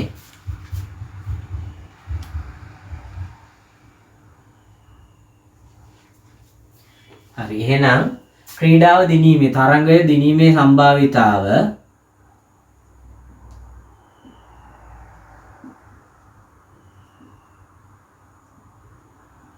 මුළු සිදුවීම් ගණන හරි කීයද?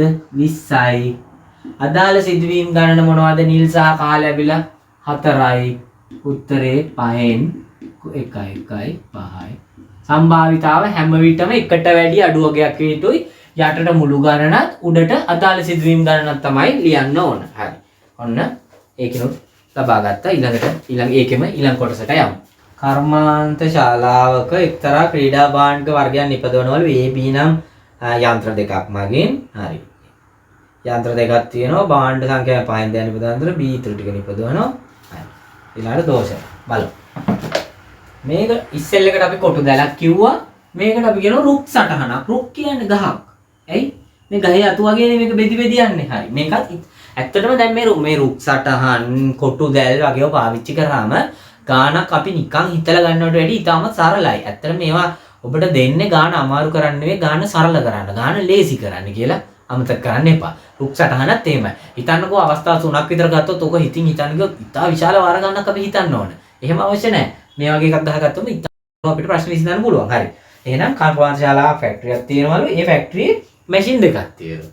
එහෙනම් ඒ වගේ වෙලාවකට කොටක් ගාලා එහෙනම් මැෂින් දෙක දාගන්නවා A B කියලා. හරි. ඔන්න යන්ත්‍ර දෙක. හරි. ඒ යන්ත්‍රයෙන් ක්‍රීඩා භාණ්ඩ 5න් දෙකක්. ඒ යන්ත්‍රය ක්‍රීඩා භාණ්ඩ ඔක්කොගෙම 5න් දෙකක් හදනවලු. එහෙනම් ඔබ හැම වෙලේම දන්නවා මුළු සම්භාවිතාව කියන්නේ මොකද්ද? මුළු සම්භාවිතාව කියන්නේ මොකද්ද? සම්පූර්ණ සිදුවීම සිදු වෙන්න ඕන වාර ගන්න. ඒක හැම විටම එකයි. සම්භාවිතාව හැම විටම එකයි. මුළු. එතකොට මැෂින් දෙකයි තියෙන්නේ. 5ක් හැදුවොත් දෙකක් A හදනවා නම් ඉතුරු 5න් 3 හදන්නේ කවුද? B. ඔය කොහොම තේරෙන්නේ නැත්තම් මොකද්ද? මුළු සම්භාවිතාව එකයිලු A හදනවලු 5න් දෙකක්. ඉතුරු ටික හොයන්නේ එකෙන් අඩු කරනවා 5න් දෙකක්. ඒත් 5න් 3ම තමයි. හරි. එහෙනම් පළවෙනි රුක් සටහනේ පළවෙනි කොටස පුරව ගත්තා. දැන් ඉවර නෑනේ. යන් ඊළඟ කැලලට නිපදවන අතර ඉතිරිය ගැන කියලා නෑ අපි තමයි දාගත්තේ අතින්. දැක්කනේ? හරි. නිපදවයි. ඒ යන්ත්‍රයෙන් නිපදවන ක්‍රීඩා භාණ්ඩයක් දෝෂ සහිත එකක් වීම 16න් 1යි. හරි. ඒ කියන්නේ කොහොමද? ඒ භාණ්ඩයක් හදනකොට දෝෂ වෙන්නත් පුළුවන්, දෝෂ නොවෙන්නත් පුළුවන්. එහෙමනේ? කැඩෙන්නත් පුළුවන්, නොකැඩෙන්නත් පුළුවන්. එහෙනම් මේක දෝෂ වීම කියලා දාමු.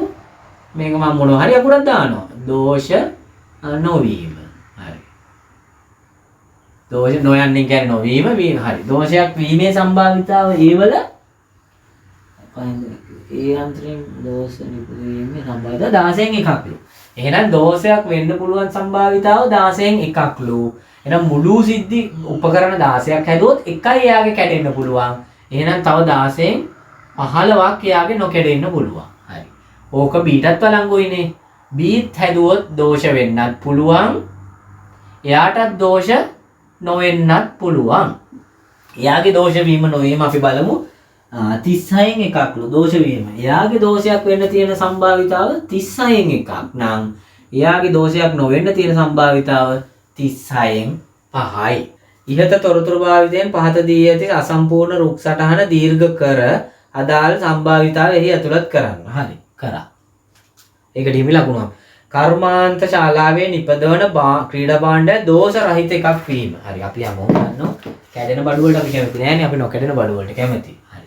එහෙනම් දැන් දෝෂ රහිත එකක් වෙන්නේ මොකද්ද? ඒ බඩුවක් හැදුවොත් කැඩෙන්නත් පුළුවන් නොකැඩෙන්නත් පුළුවන්. මෙන්න ඒකේ නොකැඩෙන පාර. කීයද මේ සිදුවීම? 5න් 2 ගුණ කිරීම 16න් 15. හරි. ඒ වගේම B බඩුවක් හැදුවොත් මේ පාර ගියොත් දෝෂ වෙන්නේ නැහැ. මේ පාර ගියොත් බඩු හදනවා. හැබැයි 30න් එකක් දෝෂ වෙනවා. එහෙනම් මේ පාර 5න් 3 වැඩි කිරීම 36න් 5. හරි. එහෙමනම් මුළු B ගේ දෝෂ නොවීමේ සම්භාවිතාව මෙන්න A ගේ දෝෂ නොවීමේ සම්භාවිතාව මෙන්න මේ ඔක්කොම තියෙන එකම ෆැක්ටරි නම් මැෂින් දෙකම දෝෂ නොවීමේ සම්භාවිතාව කියන්නේ මෙයාගේ සම්භාවිතාවේ මෙයාගේ සම්භාවිතාවේ එකතුව. එහෙනම් භාණ්ඩයක්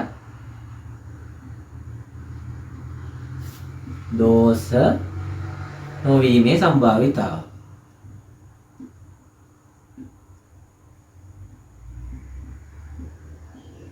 සමානයි 5න් 2 වැඩි 16න් 15 එකතු කිරීම 5න් 3 වැඩි 36න් 5.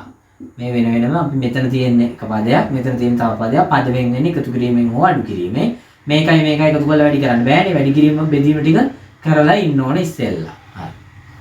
1 බෙගුතරිනේ වරහන් ඇතුළ අල්ලායන ගුණ කිරීම බෙදීම මේ ටික කරලා ඉන්න ඕන. හරි. ධන ඍණ කරන්න. එහෙනම් මේක අපි පුළුවන් හැටියට කපා ගමු. 5ට 5 1යි 3යි. 2ට 2 1යි 8යි. 8න් 3ක් එතන නම් ආවා. 5ට 5 1යි 5ට 5 1යි 3ට 3 1යි 38ට 3 1යි 2යි 12යි 12න් 1යි. හරි. දැන් ඉතින් කූපෝගු හොයන්න වෙනවනේ නේ. 8යි 12යි. කීයද බෙදන්නේ? දෙකෙන් බෙදාගෙන යන්නත් පුළුවන්. ලොකුවගේ චුට්ට ඇඩ්වාන්ස් වෙමු. 4න් බෙදලා බලමු කුඩා මේකෙන් තමයි බෙදන්න නම් ඕන. හරි. 4න් බෙදුවොත් 2යි 3යි. දැන් නම් දෙකෙන් බෙදන්න උනා. දෙකෙන් බෙදුවොත් 1යි 3යි. 3ෙන් බෙදුවොත් 1යි 1යි. කුඩා මේකේ ඉඳලා තමයි බෙදාගෙන යන්න ඕන නීතිය. මේ වගේ ඉක්මනට බෙදන්න දැන් නැත්තම් දෙපාරක් බෙදන්න බෑ. දෙකේ තුන් පාරක් බෙදන්න ඕන නිසා තමයි ටිකක් ලොකු එකකින් පළවෙනියට බෙදුවේ. ඒක වැරදි. නමුත් ෂෝට්කට් ක්‍රම ඒ හැටියට පාවිච්චි කරන්න පුළුවන්. හරි. කුඩා පොදු ගුණාකාරය 12යි. 12 නෙවෙයි. 4ක් 2 8යි 8 3 24ක් තමයි කුඩා පොදු ගුණාකාරය. 8ට 24 3යි 3 වරක් 3 9යි. 24ට 2යි 2 වරක් 1 2යි. 24න් 11යි. උත්තරේ සම්භාවිතාවය 24න් 11යි. දැන් ඔබට මේ වගේ එකක් මේ හදන්න ෂෝට්කට් ක්‍රමයක් කියලා දෙන්නම්. ඒකේ වැරද්දකුත් නැහැ. ඔබ දැනටත් දන්න අය දන්නවා. මේ දෙන්නගේ හරය සමාන කරගත්තොත් හරි. මේ දෙන්නට හරය සමාන කරගන්න 12 කරන්න බෑ. 16 කරොත් මෙයා ගන්න බෑ. 24 කරොත් 8ක් පුළුවන් මෙයාත් පුළුවන්. එහෙනම් 24 එන විදියට මේ දෙන්න වැඩි කරන උඩත් යට. මොනවා හරි භාග සංඛ්‍යාවක ලවයත් හරයත් එකම දේ කරා කියලා කිසිම ගැටලුවක් නැහැ. මෙයාගේ උඩයි යටයි දෙකම 3ෙන් වැඩි කරා මොකද පරමාර්ථය? යටට 24ක් කියන්නේ. උඩ ගැන හිතන්නේ නැහැ. ඒතකොට මේක එන්නේ 24න් 9යි. මෙයාගේ 24 එන්න වැඩි කරන්න ඕනේ කීයෙන්ද? 2කින් උඩත් යට. මොනවා හරි දෙයක් කරනවා නම් දෙන්නටම කරන්න ඕන. උඩට විතරක් යට විතරක් කරන්න බෑ. තරාදී තැටි දෙකටම කරන්න ඕන. එහෙනම් 24න් 2යි. මේ ක්‍රමේ සරලයි නේද? කූපෝගෝ වෙනවට වැඩිය. දැන් හරය සමාන නම් ළමයන් එකතු කිරීම සිද්ධ වෙනවා. අර උත්තරේ වෙනවා. ඔබට කැමති ක්‍රමයකට සුළු කරගන්න පුළුවන්. ඒ ගානත් ඉවරයි. මේ පේපරේ තියෙන අවසාන ගාන. එයාම පොස්ට් කරලා ලියාගන්න. අපේ අවසාන ප්‍රශ්නය කියන්නේ පළවෙනි පේපරේ දී කොටසේ අවසාන ප්‍රශ්නය. ලැබිය හැකි මුළු ලකුණු 60ක් වන පරීක්ෂණයක ළමයි 40 දෙනෙකු ලබාගත් ලකුණු පිළිබඳ තොරතුරු දැක්වෙන අසම්පූර්ණ වගුවක්ලු තියෙන්නේ. එහෙමනම් ගානට යන්න කලින් ඒකට අදාළ සිද්ධාන්ත ටික ඉගෙනගෙන ඉන්න. මේ ගණන් ගොඩක් වැදගත් ඒවා. ඇයි මේ කොටස් වලින් අපිට විශාල ලකුණු ගන්න පුළුවන්. අපිට පේනවා සම්භාවිතාව, සංඛ්‍යානය, මේ වගේ කොටු දැල් සටහන්, වෙන් රූප සටහන්, ඊළඟට කුලක වගේ වයින් ගොඩක් ලකුණු ප්‍රමාණයක් අපිට හිමි වෙනවා. හරි. මේකේ මට යම්කිසි දෙයක් ඔබට කියන්න තියෙනවා. හරි. අපි හිතමු මෙහෙම. නෑ අපි මේ ගාන ඇතුළෙම පහදමු. 1 2 3 4 5 තීරු 6ක් තියෙනවා. 1 1 2 3 4යි 5යි 6යි තීරු 3ක් තියෙනවා. පන්ති ප්‍රාන්තර සංඛ්‍යාතයේ සමුචිත සංඛ්‍යාතය. පන්ති ප්‍රාන්තර ගාන ඇතුලේ සියල්ල පහදනවා. සංඛ්‍යාතය සමුචිත සංඛ්‍යාතය.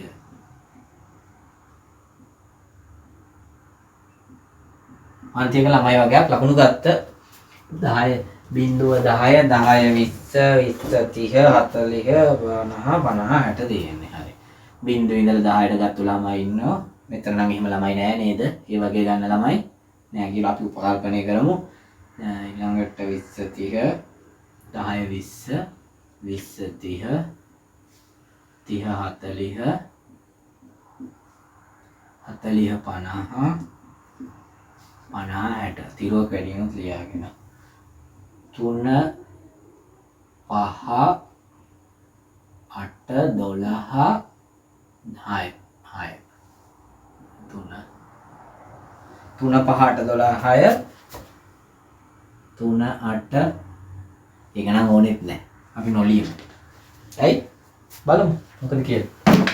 එතකොට අපි දැන් බලමු මොකද්ද මේ මේවයින් නිරූපණය වෙන්නේ කියලා. හරි. මේකෙදි ඔබ විසින් දැනගත යුතු කරුණු කීපයක් තියෙනවා.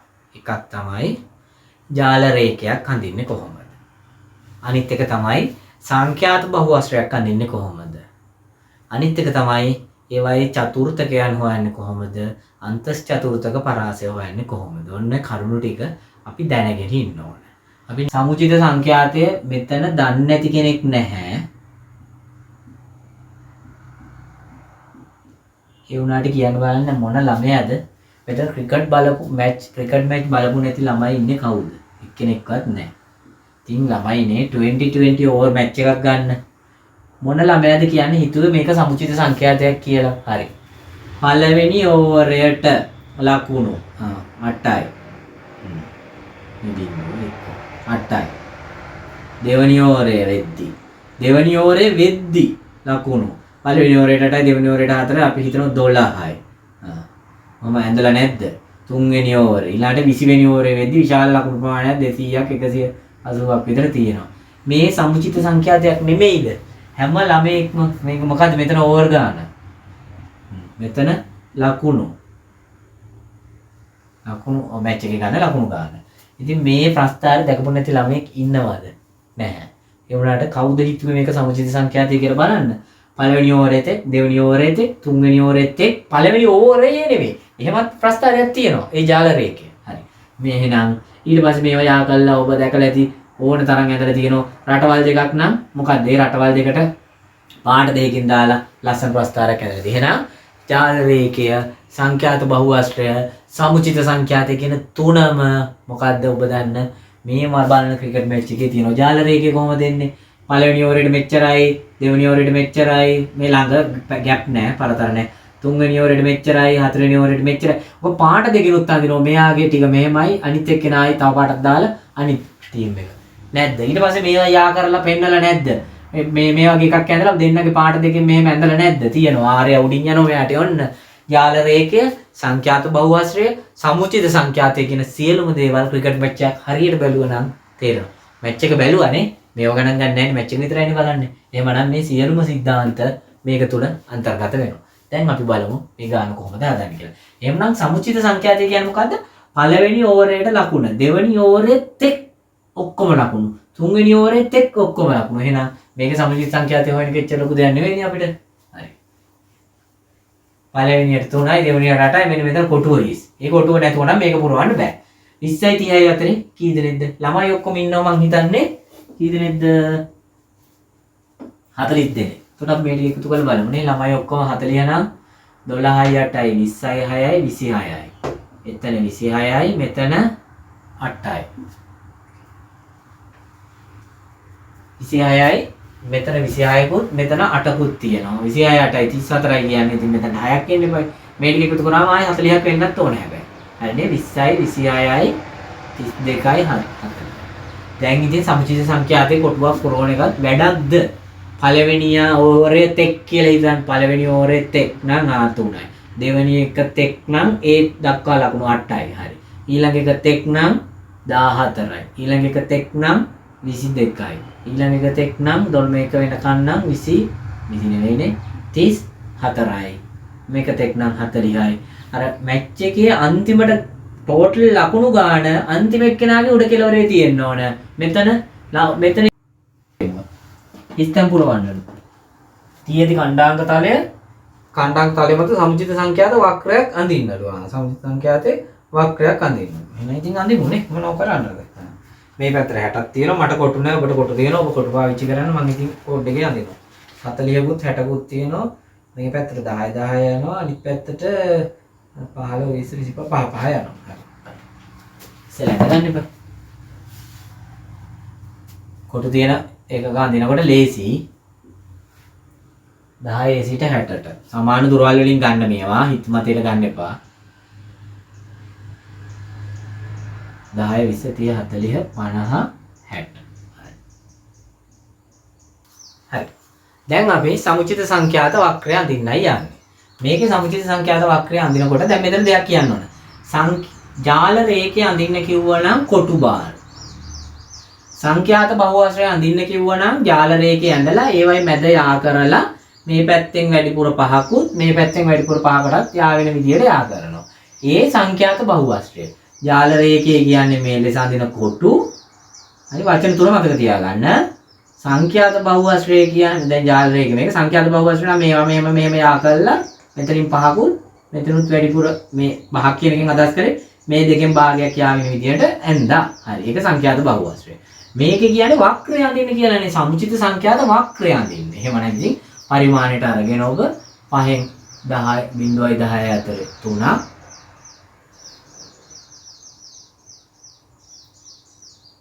10 ඉඳලා 20 වෙනකම් 8ක් 20 ඉඳලා 30 වෙනකම් 14ක් මේක මට ඇත්තට මගේ රූප සටහන ඔබේ තරම් සාර්ථක වෙන්නේ නැහැ. ඒකට හේතුවයි. ඇයි හේතුව? මගේ එකේ කොටු නෑ. මම පරිමාණයට නෙවෙයි ඇඳලා තියෙන්නේ. ඒක කොටු රූල් පොතක සිද්ධ කිරීම තමයි ඊටාම සාර්ථක 50 34කුත් මගේ හැඩය යම්කිසි වෙනසක් වෙයි. ඒක ගණන් ගන්න එපා. ඔබ නිසි ලෙස අඳින්න. එහෙනම් 57ට අතරදී 40කුත් ලැබෙනවා. මේන්න මේ විදියට ඒකට ඔබට එනවා. මගේ ප්‍රස්තාරය ගැන විතරක් සතුටුදායක වෙන්න බෑ. ඒක මම කොටු සටහනක නෙවෙයි ඇඳලා තියෙන්නේ. මේනේ සමුචිත සංඛ්‍යාතය. මේ පැත්තේ පන්ති ප්‍රාන්තරත් මෙතන සමුචිත සංඛ්‍යාතය.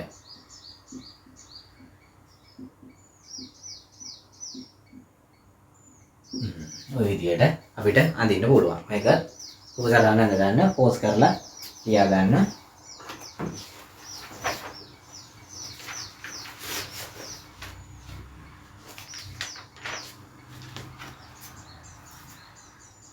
හතලිස් පහට වැඩියෙන් ලබාගත් සිසුන්ට තෑග්ගක් දෙනවලු. ඒ සඳහා තෝරාගෙන සිසුන් සංඛ්‍යාව සොයන්න. 45ට වැඩියෙන් ගත්ත ළමයින්ට තෑග්ගක් දෙනවලු. හරි. එතකොට ඒ සඳහා තෝරාගත් සිසුන් සංඛ්‍යාව සොයන්න. කොහොමද අපි හොයන්නේ? 45ට වැඩියෙන් ගත්ත සිසුන් කී දෙනෙක් ඉන්නවද කියලා අපි හොයාගන්න ඕන. ඔක්කොම ළමයි ඉන්නවා කීයක්ද 40ක්. එතකොට මෙන්න මෙතන තමයි ඔබ හිතන්න ඕන තැන. හරි. මෙතන ඉන්නවා කී දෙනෙක්ද 40ත් 50ත් අතර ඉන්නවා 12 දෙනෙක්. මෙතන ඉන්නවා 40ත් 50ත් අතර 12 දෙනෙක්. එතකොට අපි මේ සමාන පරිමාණයට මේක ඇඳලා තියෙනවා. මම ඒකයි පරිමාණයට අඳින්න. දැන් මගේ එකේ කොටු නැති නිසා මම ඇඳලා ඔබ පරිමාණයට අඳින්න. එතකොට ඔබට 40 තෙක් ලැබිලා තියෙනවා සිසුන් 22 දෙනෙක්. 40 තෙක් ඔබට සිසුන් 22 දෙනෙකුත් මෙතනින් 40ත් 50ත් අතර සිසුන් 12 දෙනෙක් සිටිනවා මේ පරතරය තුල. 45 කියන්නේ මේකේ හරි මැද. එතකොට මේක සමාන පරතර වලින් ඇඳ නිසා මෙතනින් 6 දෙනෙක් සිටිනවා. එතකොට ඔක්කොම සිසුන් කීයද? 28 දෙනෙක් ශිෂ්‍යයන් සිටිනවා 45ට වැඩි. 45ට වැඩි සිසුන් ගණන 40 නෙවෙයි කීයද? 40 තෙක් 22 දෙනෙක් ඉන්නවා. මෙතන 12න් භාගයක් අපි ගන්නවා. නිශ්චිත පරිමාණයට නම් මැදින් එන්න අවශ්‍ය නිසා 28 දෙනෙක් ඉන්නවා 45ට වැඩි. සම්භාවිතාවක් නේද අහන්නේ? ප්‍රශ්නෙට යමු. ඒ සඳහා තොරගෙන සිසුන් සංඛ්‍යාව හරි සිසුන් ගාන හරි සම්භාවිතාවක් අහන්නේ. අන්තස් චතුර්ථක පරාසය සොයන්නලු. ඔන්න දැන් අන්තස් චතුර්ථක පරාසය සෙවීම සිද්ධ කරන්න ඕන.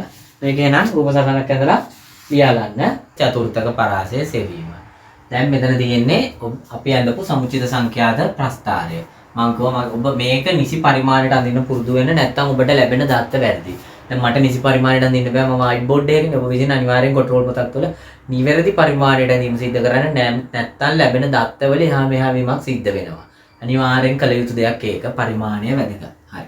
එතකොට සමුචිත සංඛ්‍යාතය කියන්නේ මම ඔබට සරල සංඛ්‍යා රටාවක් කියලා දීලා ඒකේ මැද කොටසත් ඊට පස්සේ දෙවෙනි කොටසත් ඊට පස්සේ තුන්වෙනි කොටසත් හැටියට මේක කොටස් හතරකට වෙන් කිරීම සිද්ධ කරා කිව්වා. Q1 Q2 Q3 කියලා නම් කරනවා කිව්වා. ඒ ඔබ දන්නා සරල සංඛ්‍යා රටාවක්. එහිදී ආරෝහණ පිළිවෙලට ලිවීමත් අනිවාර්යයි. එතකොට මෙතන ගැටලුව මෙතන විශාල සංඛ්‍යාවක් ලෙස සලකනවා අපි 30ට වැඩි නම්. දත්ත ප්‍රමාණය 30කට වැඩි අගයක් නම් එලෙස ලිවීම ඉතාමත් අපහසුයි. ඉතා දිග අපිට වෙන වැඩක් කරන්න නැහැ ඒක ලියන වැඩ. ඒ වගේ වෙලාවෙදී අපි සමුචිත සංඛ්‍යා මෙස්තේ ඇසුරින් චතුර්ථක හොයද්දී ඒකට සූත්‍රයක් ඇසුරින් තමයි මේක සෙවීම සිද්ධ කරන්නේ. හරි. එහෙනම් Q1 පළවෙනි චතුර්ථකයේ ලෙසත් Q2 දෙවන චතුර්ථකයේ ලෙසත් Q3 තුන්වන චතුර්ථකයේ ලෙසත් අපි හඳුන්වනවා. Q1 හොයන්නේ ඉතාමත් සරලයි. Q1 කියන්නේ 4න් පංගුවක කොටස. 4න් 1 වැඩි කිරීම අපගේ සමුචිත සංඛ්‍යාතයේ මුළු අගය. කීයද අගය? ලකුණු 40යි ගන්න පුළුවන් උපරිමය. හරි. ලකුණු. හරි. ඊට පස්සේ Q2 කියන්නේ 2න් 1 වැඩි කිරීම 40. Q3 කියන්නේ 4න් 3. මේක වෙන වෙන විදිහ ඔබට මතකයි. මෙතන තියෙන 4න් 1, මෙතන තියෙන 2න් 1, මෙතන තියෙන 4න් 3. 4න් 1 කියන 4න් 2ම තමයි. හරි. මේ විදිහට නේ වෙන්වීම සිද්ධ වෙන කොටස් හතරකට. එතකොට පළමු එක 4න් 1කින් වැඩි කරනවා, දෙවෙනි එක 2න් 1කින්, ඊළඟ එක 4න් 3න් වැඩි කිරීම සිද්ධ කරා. මේක සමුචිත සංඛ්‍යාතයට අදාළ අගය. එතකොට මෙතනදී උත්තරය ලෙස ලැබෙනවා 10ත් 20ත් කීයද 30ත් කියලා උත්තර තුනක්. එහෙමනම් මෙහි වෙන්වීම සිද්ධ වන්නේ 10නුත් 20නුත් 30නුත් කියන කොටසෙන් කියලා ඔබ විසින් මතක තබා ගත යුතුයි. දැන් මාගේ ප්‍රශ්නය මා විසින් පරිමාණයට ඇඳලා නැති නිසා උත්තර වෙනස් වෙනවා. ඔබේ උත්තරයත් මගේ උත්තරයත්. මොකද්ද කරන්නේ? පළවෙනි චතුර්ථකයේ Q1 10 සිට මේ විදිහට රේඛාවක් ගැහුවම මට කියන්න පුළුවන් අනිවාර්යයෙන්ම 20ට නම් වැඩි කියලා. මොකද මෙතනදී 20 තියෙන ඊට ඔබට ලැබෙයි 23ක් වගේ අගයක් මං හිතන්නේ මේ Q1. හරි. එහෙමනම් Q2 කියන්නේ 20න් යනවා. මෙතන 22 තියෙන්නේ. එතකොට හරි. 22ට වැඩි අඩු අගයක් කියලා. මෙතන Q2. හරි. ඊට පස්සේ 30න් Q3 ඇඳීම සිද්ධ කරනවා. ඔබ පිළිතුරු ලියා ගන්න. මොකද මගේ එකේ රූප සටහනේ නිසි ලෙස එන්නේ නැහැ. ඒකට මේකට අදාළ මෙන්න මෙතන අගය තමයි Q1කට අදාළ අගය. Q2කට අදාළ අගය මෙන්න මෙතන වගේ තියෙන්න ඕන. Q3ට අදාළ අගය මෙන්න මෙතන වගේ තියෙන්න ඕන.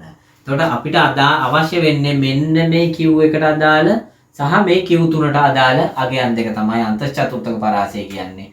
එතකොට අන්තස් චතුර්ථක පරාසය හොයන්නේ කොහොමද? අන්තස් චතුර්ථක පරාසය කියන්නේ Q3 අඩු කිරීම Q1 ඇත්තටම Q2 වැදගත්කමකුත් නැහැ මෙතනදී. එතකොට මෙන්න මෙතන අගයෙන් මෙතන අගය අඩු කරලා ඔබේ පිළිතුර සපයන්න. මට මේකේ කොටු දැලක් නොමැති නිසා නිසි පිළිතුර හරියටම කියන්න බෑ. මේකේ ලැබෙන්නේ මේකයි කියලා. හරි. එතකොට ඔන්න අපගේ දෙවෙනි ප්‍රශ්න පත්‍රයත් සාකච්ඡා කිරීම සිද්ධ කරලා එම අපේ ප්‍රශ්න පත්‍රයෙන් දැන් ලකුණු 50ක් අප විසින් ලබාගෙන තියෙනවා. තවත් 50ක් ලබා ගන්න ඕන. මේකට අපිට ගියා දවස් 3ක්. දවසෙන් කලබලයට ගාන හදලා වැඩක් නැහැ. ඒක නිසා අපි බොහොම ක්‍රමානුකූලව ගණන් හැදීම සිද්ධ කරේ. එතකොට ඒ තුලින් ඔන්න ඔබට ලොකු දැනුමක් ලැබුණා කියලා හිතනවා. සෑහෙන දැනුමක් ලැබුණා කියලා හිතනවා. ඒත් එක්කම කියන්න ඕන අපි ගානක් අතෑරියා ෆස්ට් පේපර් එකේ තියරි එක කරනකම්. හරි. අපි ඒ ගානට යමු. ළමයිනේ අපි එක ගානක් අතෑරිය පළවෙනි ප්‍රශ්න පත්‍රයේ ලොකු සිද්ධාන්ත ප්‍රමාණයක් සාකච්ඡා කරන කාලය අපරාධ නිසා දැන් ඔබට තේරුණා ඇති මේක තුලින්නේ ප්‍රශ්න ඔක්කොම සාකච්ඡා කරා. දැන් ඒ ගානට යමු 2020 පළවෙනි ප්‍රශ්න පත්‍රයේ 12 වෙනි ප්‍රශ්නේ සමුචිත සංඛ්‍යාතයේ ඇසුරින් ප්‍රශ්නයක්. හරි. පන්ති ප්‍රාන්තර ටිකක් දීලා තියෙනවා මෙන්න මේ විදියට. ඔබ සංඛ්‍යාත බහුවස්ත්‍රයේ ජාල රේඛයේ සියල්ල ඉතා හොඳින් අඳුරනවා. පන්ති 3යි දීලා තියෙන්නේ. 5 10 11 15 16 20 ලෙස පන්ති ප්‍රාන්තර දීලා තියෙනවා. සංඛ්‍යාතය මෙතන දීලා තියෙනවා. 2 3 5 කියලා. මම ඔබට කිව්වා ජාල රේඛයක් අපි අඳිද්දී තාමත් සරලයි. ලස්සනට බිංදුව ඉඳලා 10ට ඇඳා. ඊළඟට 10 20 30 40 ගමු. ඔය විදිහට ජාල රේඛයක් අපි සම්පූර්ණ කරා. නමුත් මෙතන ජාල රේඛයේ කිසියම් ගැටලුවක් එනවා. මොකද්ද? බලන්න ගැටලුව කොහොමද කියලා. 5 10 එහෙම අඳින්න බෑ අපිට. මෙන්න මෙතන 10 ගාවට තියෙන 11. එහෙමනම් 15 ගාවට ආයි 16. මෙතන ජාල රේඛයක් ඔබ ඇඳුවොත් ඔබට පේනවා මේ අතර හිදැස් තියෙනවා. මෙන්න මෙහෙමයි ඔබට අඳින්න වෙන්නේ. එතකොට මේකේ යම්කිසි ගැටලුවක් තියෙනවා. අපිට මේක මෙහෙම ඇඳුවොත් ප්‍රශ්නයක් වෙනවා. මොකද්ද? අපිට මේකේ සංඛ්‍යාත බහුවස්ත්‍රය වගේ අඳිද්දී මේ අතර පරතර තියාගෙන අඳින්න බෑ. මේ වගේ අවස්ථාවලදී අපි මේ පරතරය නැති කිරීමක් සිද්ධ කරනවා. මේ පරතරය නැති කිරීම සිද්ධ කරන්නේ මෙහෙමයි. දැන් ඔබ දන්නවා. මෙතන සංඛ්‍යාතේ නෙමෙයි සමුචිත සංඛ්‍යාතයේ තියෙන්නේ. නෑ සංඛ්‍යාතේ තමයි තියෙන්නේ. අපිට ඔබට අවශ්‍ය නම් මෙතන සමුචිත සංඛ්‍යාතයේ තීරුවක් ඇඳ ගන්නත් පුළුවන්. මේ ගානට අදාළ නැහැ. මම දැන් ඉගෙනුවේ නැත්තේ මෙන්න මේ ටික කියලා දෙන්න ඕන නිසා මෙතන 2යි මෙතන 5යි මෙතන 8යි. හරිම සරල. 8 නෙවෙයි 10යි. මේ ටික එකතු කිරීමෙන් තමයි සමුචිත සංඛ්‍යාතය ගන්න සංඛ්‍යාතයන් එකතු කිරීමෙන්. හරි. එතකොට මෙතෙන්දී අපි කළ යුත්තේ මෙන්න මේ අගයන්ගේ මේ පල්ලෙහාගයට පහළ සීමාව ලෙසත් මේකට ඉහළ සීමාව ලෙසත් කියනවා. මේක පහළ සීමාව. පහළ සීමාවයි ඉහළ සීමාවයි අතර පරතර තියෙද්දී අපි කරන්නේ මේ පරතරය නැති කිරීම සඳහා මොකද්ද කිසියම් සංඛ්‍යාත බහුවස්ත්‍රයක් අඳින්න මේ පරතරය නැති කරන්න අපි කරන්නේ මෙන්න මේ දෙක අතර තියෙන පරතරයට මෙයාට යම් කිසි අගයක් එකතු කරලා ඊට සමාන අගයක් මෙයාගෙන් අඩු කිරීම සිද්ධ කරාම මේ පරතරය නැති වෙනවා. බලන්න 5 10 11 15 16 20 කියන එක මම පරතරය නැති කරන ආකාරය මම මේකේ නව පරතර ටික මෙතනින් ලියනවා.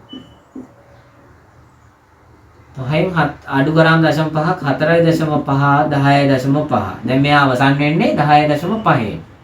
මෙයා දැන් පටන් ගන්න 11න් එයාගෙන් 0.5ක් ආපස්සට ගියොත් එයා ආරම්භ වෙන්නේ 10.5න්. මෙයා අවසන් වෙන්න ඕන 15.5න්. මෙයා ආරම්භ වෙන්න ඕන 15.5න්. මෙයා අවසන් වෙන්න ඕන 20.5න්. දැන් නිසි ලෙස ඔබට ඇවිල්ලා නේද? මේකේ අවසාන වෙන අගය මේකේ පටන් අරන්. මේකේ අවසාන වෙන අගය මේකේ පටන් අරන්.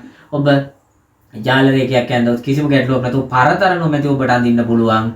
පරතර නොමැතිව අඳුවොත් ඔබට සමුචිත සංඛ්‍යාතයක් හරි මොකද සංඛ්‍යාත බහුවස්ත්‍රයක් හරි කිසිම ගැටලුවක් නැතුව මේ ආකාරයට ඇඳීම කරගන්න පුළුවන්. එහෙමනම් ඔබ විසින් දැනගන්න ඕන පහළ සීමාවට යම් වගයක් එකතු කිරීමත් ඉහළ සීමාවට යම් වගයක් එකතු කිරීම පහළ සීමාවෙන් යම් වගයක් අඩු කිරීමත් ඉහළ සීමාවට යම් වගයක් එකතු කිරීමත් තුළින් මේ අතර පරතරය නැතිකොට අපිට සංඛ්‍යාත බහුවස්ත්‍රයක් ජාල රේඛයක් නිසි ලෙස ඇඳ ගැනීමට හැකි වෙන විදිහට අපි මේක මොකද්ද කරන්නේ? නැවත සකසා ගැනීමක් කරනවා.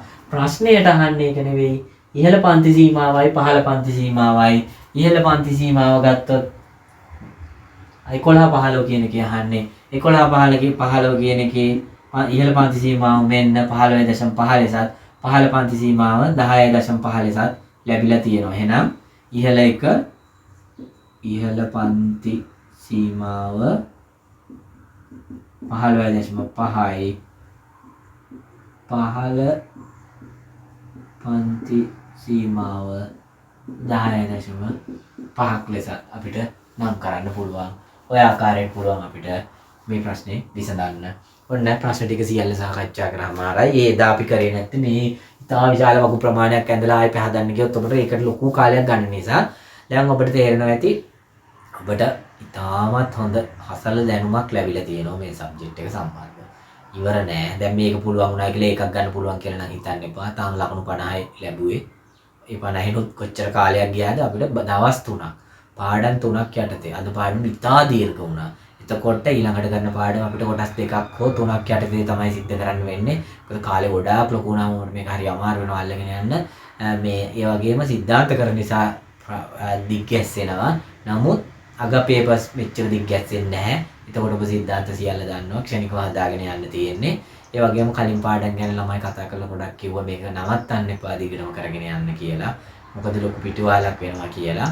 හරි ඒ වගේම ඔබට කියන්න ඕන මේක මේ මොහොතේ සම්බන්ධ නොවේ අවසාන මොහොතේ සම්බන්ධ වෙලා වැඩක් නැහැ. ඒක නිසා කරුණාකරලා ඔබේ යාළුවන්ට දැම්ම මේක ෂෙයා කරලා දැම්ම සහභාගී කරවගන්න. මාස විභාගයට සති දෙකක් තියලා මට කරන්න දෙයක් නැහැ. ඔබට කරන්න දෙයක්වත් නැහැ. ඒක අපරාධයක් වෙනවා. ඒක නිසා මේ දෙන හැම විෂය කරුණක්ම නැවත ගණන් හදන්න ඕන. මම ඔබට තාමත් අභ්‍යාස දුන්නේ. අද පොඩි අභ්‍යාසයක් පවණක් දුන්නා. මේ සියල්ල නැවත පොත පැත්තකින් තියලා ෆෝන් එක හෝ කම්පියුටර් එක පැත්තකින් තියලා තනියම හදන්න ඕන. හදලා යම් කිසි එකක් බැරි වෙනකොට අන්නේ බැරි වෙන එක නැවතත් පොත බලලා හදලා නැවත තනියම හදන්න ඕන. ඔය දේ කළ යුතුයි. ඉස්සරහට ඔබට හෝම්වර්ක් කියනවා. තාම හෝම්වර්ක් දෙන තරම් ඔබට සිද්ධාන්ත දැනුමක් නැහැ. උපකල්පනය කළා තමයි මේ විදිහට සිද්ධාන්ත නොදී මම විතරක් සාකච්ඡා කිරීම කරගෙන යන්නේ. හොඳට මතක තියාගන්න. සියලු සිද්ධාන්ත නැවත නැවත ලිවිය යුතුයි. කොළවල බ්‍රිසල් බෝඩ් වල ලියලා අලවන්න ඕන. කොහොමද නැත්නම් ඔබට අමතක වෙනවා. මතකේව නෙමෙයි අමතක ඒවා අමාරු ඒවා. හොඳට පේන තැනකින් අලවන්න. නිතර බලන්න. නිතර අධ්‍යයනය කරන්න. ඒ වගේම කොලයක් පෑනක් ගත්තම ඔබ නිසිලෙස පාඩම් කරනවා නම් ඒකත් කියන්න ඕන. අපි හිතමු ඔබ ගුණෝත්තර ශ්‍රේණි මතකයට එනකොට ඔබට කියන්න පුළුවන් වෙන්න ඕන ගුණෝත්තර ශ්‍රේණි කියන්නේ TN සමානයි AR n ඍණ 1 SN සමානයි AR n ඍණ 1 බෙදීම R ඍණ 1 A කියන්නේ පොදු පදය R කියන්නේ පොදු අනුපාතය TN කියන්නේ අවල් පදය SN කියන්නේ පදයෙන් හියි කියන එක මෙන්න මේ ටික ඔබට කියන්න පුළුවන් කියන්නේ ඔබට ඒ පාඩම ගැන නිසි අවබෝධයක් තියෙනවා. මධ්‍යලක් අපි හිතමු වෘත්තයක් ගත්තොත් වෘත්තයක චතුරස්‍රයක සම්මුඛ කෝණ පරිපූර්ණකයි පාදයක් දික් කිරීම සෑදර බාහිර කෝණය අභ්‍යන්තරට සමානයි කියලා ඔබට එනවා නම් ඔළුවට ඔබට කියා ගන්න පුළුවන් නම් ඒ කියන්නේ ඔබට මේ පාඩම ගැන මනා දැනුමක් තියෙනවා කියන ඕනක තමයි පාඩම් කරන ගැන කටපාඩම් කරන එක නෙමෙයි කටපාඩම් වෙන්නේ අවබෝධයෙන්. ඒ කියන්නේ මොකද R කියන්නේ මොකද M කියන්නේ මොකද කියලා අවබෝධයෙන් කිවිය යුතුයි. ඕනක තමයි මට කියන්න තියෙන්නේ. නැවතත් මේක පුනරාවර්තනය කරන්න. හැමදාටම මේක යෙදෙනවා. දැන් ඊළඟ පාඩමේ ආයි මේ ටිකමයි යෙදෙන්නේ. එතකොට ඔබට ටික දවසක් පාඩම් 10ක් පේපර්ස් 10ක් සාකච්ඡා කරනකොට ඔබ කල්පනා කරන්නේ මං එදා හිටපු තැනත් අද හිටපු තැන. දැන් ඔබ පොඩ්ඩක් හැරිලා බලන්න ඔබ පළවෙනියට පටන් ගන්නකොට හිටපු තැනත් දැන් ඉන්න තැනත් මොනතරම් ඔබේ දැනුම වර්ධනය වෙලාද කියලා. හරි. ක්‍රමානුකූලව දිගින් දිගට මේ දේ සිද්ධ වේවි. හරි. එහෙමනම් අදට සමාප්තයි. ඔබේ දෙවෙනි ප්‍රශ්න පත්‍රයේ ඊළඟ ප්‍රශ්න ටිකෙන් අපි හමු වෙමු. ආයිබෝන් සුබ දවසක්.